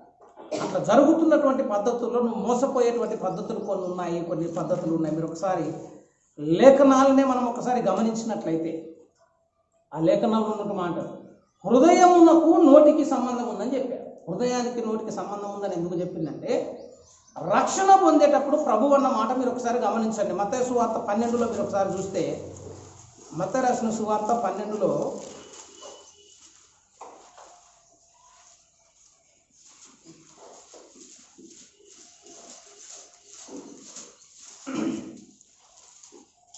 పన్నెండవ అధ్యాయము 34వ వచనం, సర్ప సంతానమా మీరు చెడ్డవారై ఉండి ఎలాగూ మంచి మాటలు పలుకగలరు. ఏముందండి తర్వాత, హృదయము నిండి ఉండు దానిని బట్టి నోరు మాటలాడును కదా. అసలు నోట్లోంచి ఒక మాట వస్తుందంటే అదంతా దేంతో నింపబడ్డట అంటే ఇప్పుడు బైబిల్ ఏం చెప్తుంది చెప్పండి. హృదయము నిండిన దానిని బట్టి నోరు మాట్లాడును అన్నప్పుడు దేనికి లింక్ ఉందండి? హృదయానికి నోటికి లింక్ ఉంది. నిజంగా నీ హృదయంలో వానికి స్థానం ఉంటే ప్రేమ కలిగిన వాక్కు బయటికి రావాలి. ఇప్పుడు మనోళ్ళు ఎట్లుంటారు అంటే హృదయంలో వాడంటే ఇష్టమే ఉండదు. ఇప్పుడు ప్రైజ్ లాడ్ అన్నాం అనుకో, ఇందాక చదివిన మాట చెప్పి చూసిన మూలవాక్యం, మీరు పెదవులతో నన్ను కనపరచుదురు కానీ హృదయము దూరముగా ఉన్నది. ఆ ఆరాధన ఏమన్నప్పుడు వ్యర్థము అన్నట్లుగానే ఆ హృదయములో లేనిది నువ్వు పైకి ఎన్ని చేసినా అక్కరకు రాదు అని చెప్తాను. అట్లనే రక్షణ పొందాలని అనుకో. రక్షణ పొందాలంటే రోమాపత్రిక 10:10 ఒక మాట ఉంటుంది, మీరు ఒకసారి చదవండి. రోమిలకు రాసిన పత్రిక 10వ అధ్యాయము 10వ వచనములో, ఏలయనగా నీతి కలుగునట్లు మనుషుడు హృదయములో విశ్వసించును, రక్షణ కలుగునట్లు నోటితో ఒప్పుకోను. ఎక్కడెక్కడ సంబంధాలు ఉన్నాయి చూడండి. నోటికి హృదయానికి సంబంధం ఉంది, నోటికి హృదయానికి సంబంధం ఉంది. ఈ హృదయం మంచిదైతే అప్పుడు నీ నోరు కూడా మంచిదవుతుంది. అట్లాంటి లింక్ తోటి ఇప్పుడు మనం పని చేయాలని చెప్తున్నాం. హృదయానికి నోటికి ఒక సంబంధం ఉన్నట్లుగానే మీరు ఒకసారి లేఖనాలను కూడా ఒకసారి పరిశీలించినట్లయితే అందులో కూడా ఒక చక్కని మాట మనకు కనిపిస్తుంది. ఆ నోటికి హృదయానికి ఉన్నటువంటి సంబంధం లాగా మీ కన్నులు, మీ హృదయము, మీ చెవులు ఇవి కూడా ఎట్లుంటాయనంటే ఒకదానికి ఒకటి లింకు చేయబడి ఉన్నాయి కాబట్టి ఒకసారి గమనిద్దాం. ఇవి కూడా మత్తయి రాసిన సువార్త 13వ అధ్యాయము 13-15 కూడా 13-15 ఈ ప్రజలు కన్నులారా చూచి చెవులారా విని హృదయముతో గ్రహించి మనసు త్రిప్పుకొని పొందకుండునట్లు వారి హృదయం ఏమైపోయిందట, వారి హృదయము కొవ్వినది కనుక వారి చెవులు వినుటకు మందములైనవి, వారి కన్నులు మూసుకొని ఉన్నవి కనుక మీరు వినుట మట్టుకు విందురు గాని గ్రహింపరు, చూచుట మట్టుకు చూతురు గాని ఎంత మాత్రం. ఆ హృదయం కొవ్విందనుకో ఏమైపోతుందట, కన్నులు కనిపించవట, చెవులు కూడా వినిపించవట.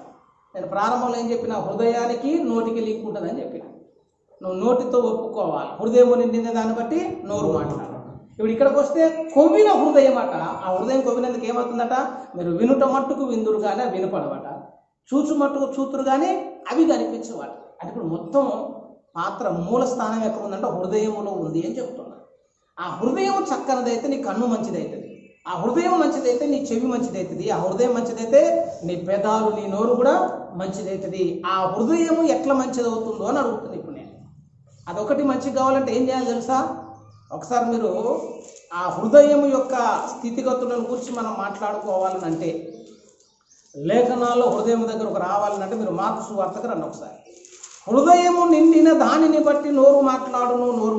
ఆ హృదయం చక్కగా రావాలనంటే మనము జరిగించాల్సినటువంటి ప్రాముఖ్యమైనటువంటి కార్యము 20వ వచనం 7:20 మార్కు సువార్త, మనుషుని లోపల నుండి బయలు వెళ్ళినది మనుషుని అపవిత్రపరచును.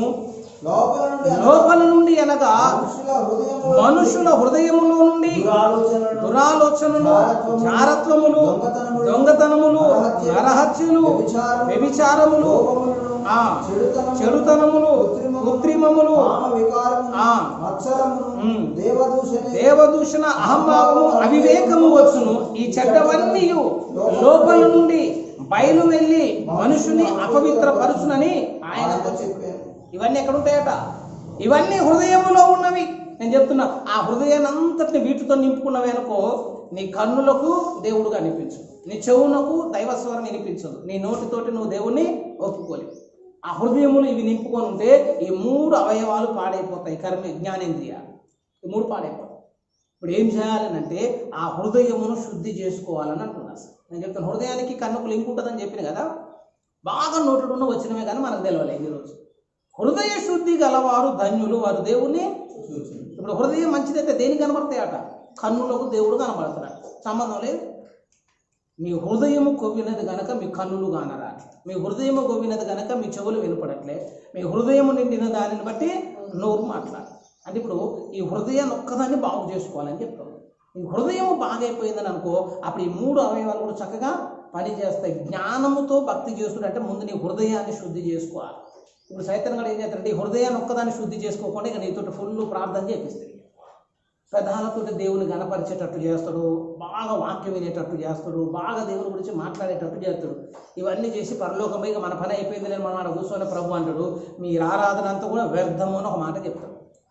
ఎందుకు వ్యర్థమైందంటే ఇందాక చదువుకున్న మూలవాక్యం ప్రకారం మీరు పెదవులతో నన్ను గణపరచుతారు కానీ మీ హృదయం నాకు దూరంగా ఉంది. కాబట్టి మానవుడు కల్పించిన పద్ధతులు దైవోపదేశంలో బోధించిన వ్యర్థము అని ఒక మాటతోటి నీ భక్తి మొత్తం పేకమేడలాగా కూలిపోయింది.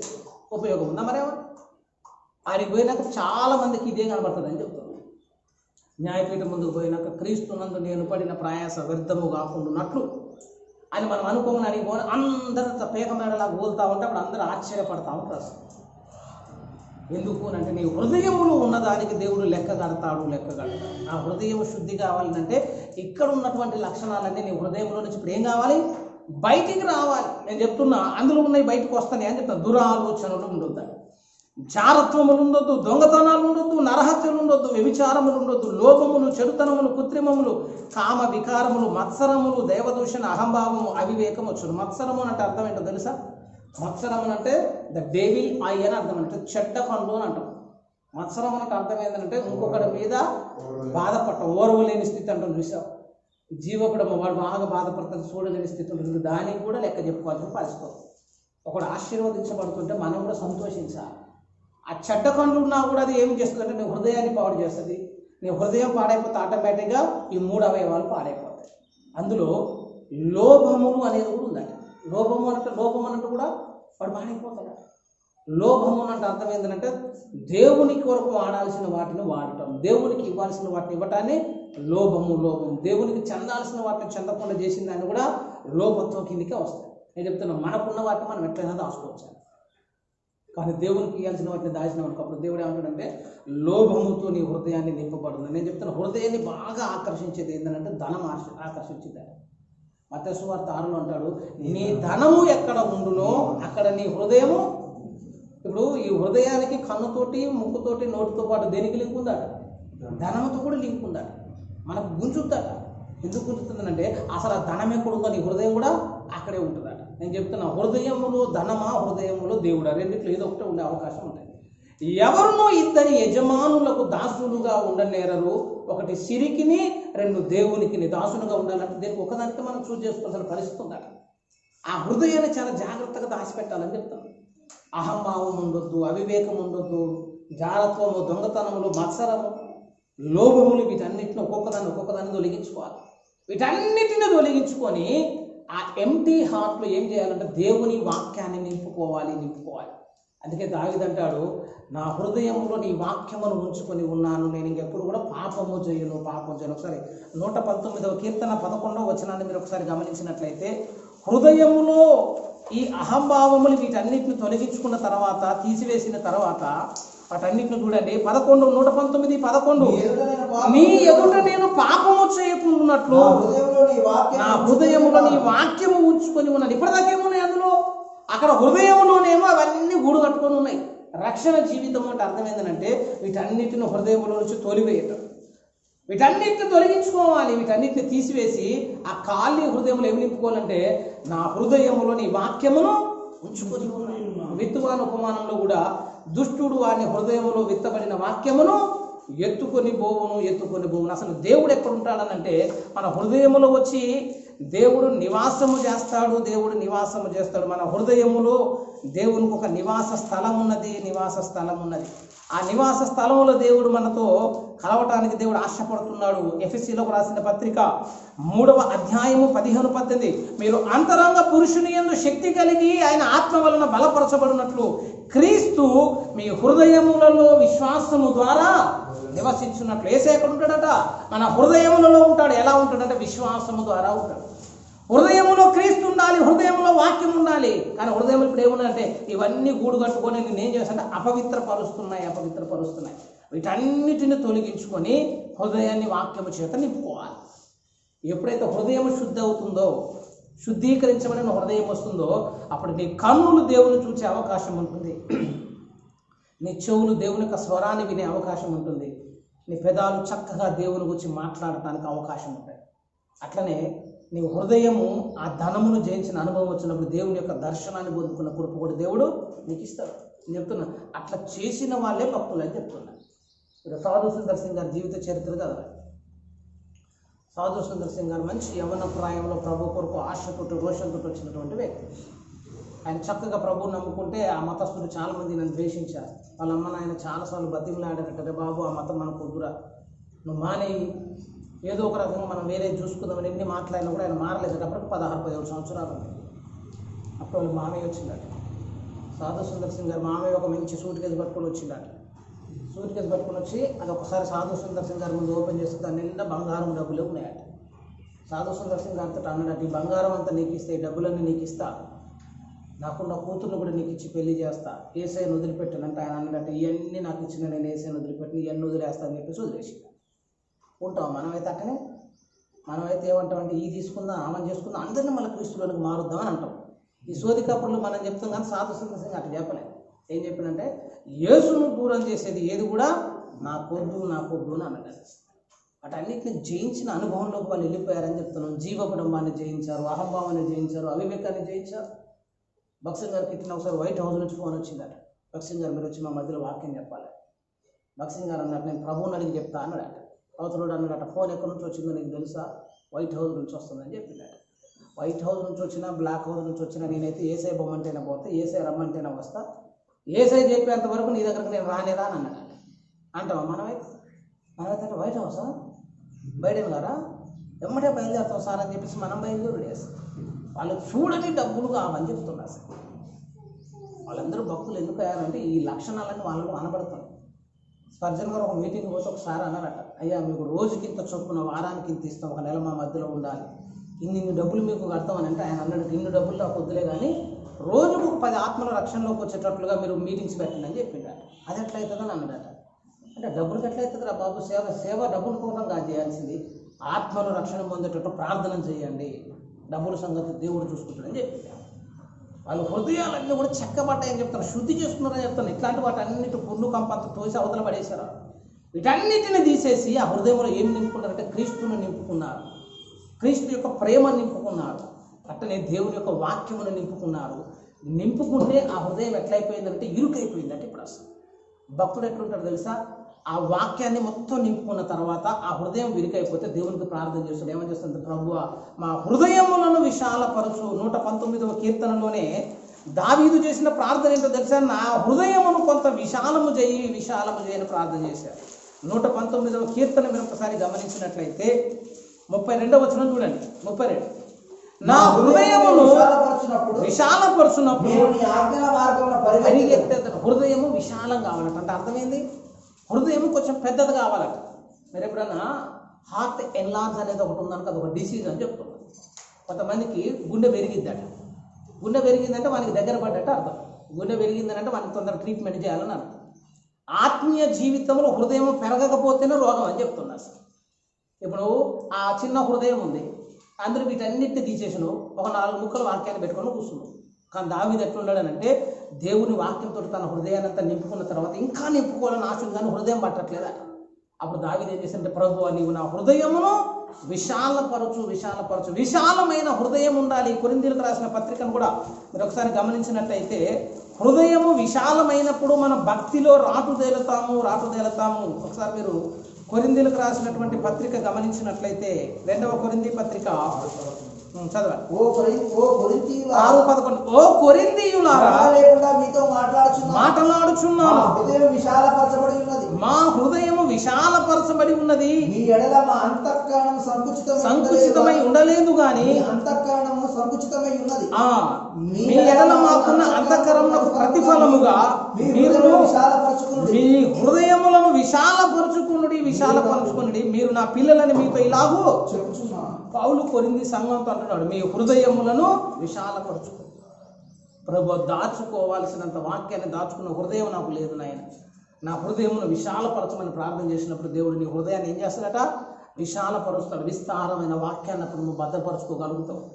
దేవుని యొక్క ప్రేమ చేత నింపుకోగలుగుతావు. దేవుని ఒక మంచి నివాస స్థలంగా నీ హృదయాన్ని నువ్వు దేవునికి అప్పగించగలుగుతావు. ఆ హృదయము దేవునికి ఇయ్యకుండా నువ్వెంత భక్తి చేసినది అక్కరకు రాదు. అందుకే సామెతలు అంటాడు, నా కుమారుడా నీ హృదయమును నాకిమ్ము. ఎందుకు ఇవ్వాలంటే నీ హృదయములో నుండి జీవదారులు పారును అని దేవుని వాక్యం చెప్పింది. ఇప్పుడు సైతాను కూడా ఏం చేస్తాడంటే ఆ హృదయం ఒక్కటి వాడు తీసుకొని మిగిలిన వాటి అన్నిటితో నేను భక్తి చేపిస్తాడని చెప్తున్నాను. అట్లా భక్తి చేపిస్తే ఇక నీ బ్రతుకు కాలంలో నీకేం రాదంటే ఆశీర్వాదం రాదు. దేవుణ్ణి ప్రేమించడం మొదలుపెట్టండి, దేవుని హృదయం పూర్వకంగా ఆరాధించడం మొదలుపెట్టండి. అప్పుడు భక్తి సాధన సరైన స్థాయిలో చేయడానికి దేవుడు కృప చూపిస్తాడు. మనం చేసే ఆరాధన వ్యర్థం కాకుండా జ్ఞానముగా దేవుని ఆరాధన చేయాలి. కనతలు విచ్చిన దాడిమ ఫలము వలె ఉండాలి అంటే దుష్టుని యొక్క వ్యూహాలన్నీ తెలుసుకుని అప్పుడు భక్తి చేయటం మొదలుపెట్టాలి. పిచ్చి ప్రార్థన చేయొద్దు. విశ్వాసం లేకుండా ప్రార్థన చేయొద్దు, హృదయంలో దేవునికి స్థానం లేకుండా ప్రధానతో గణపరచొద్దు, దేవుడు అంటే ఇష్టం లేకుండా దేవుని సన్నిధిలో గొప్పగా మాట్లాడొద్దు. ఇవన్నీ చేస్తే ఏంటంటే ఆయన అక్కడికి కొట్టును పోయాయి, వ్యర్థమైపోయాయి. కానీ హృదయముతో దేవుణ్ణి ప్రేమించడం మొదలు పెడదాం, హృదయపూర్వకంగా దేవుని ఆరాధించడం మొదలు పెడదాం. అట్టి కృప దేవుడు మనకు అనుగ్రహించును గాక. రండి మనం ప్రార్థన చేసుకుందాం, ప్రార్థించుకుందాం.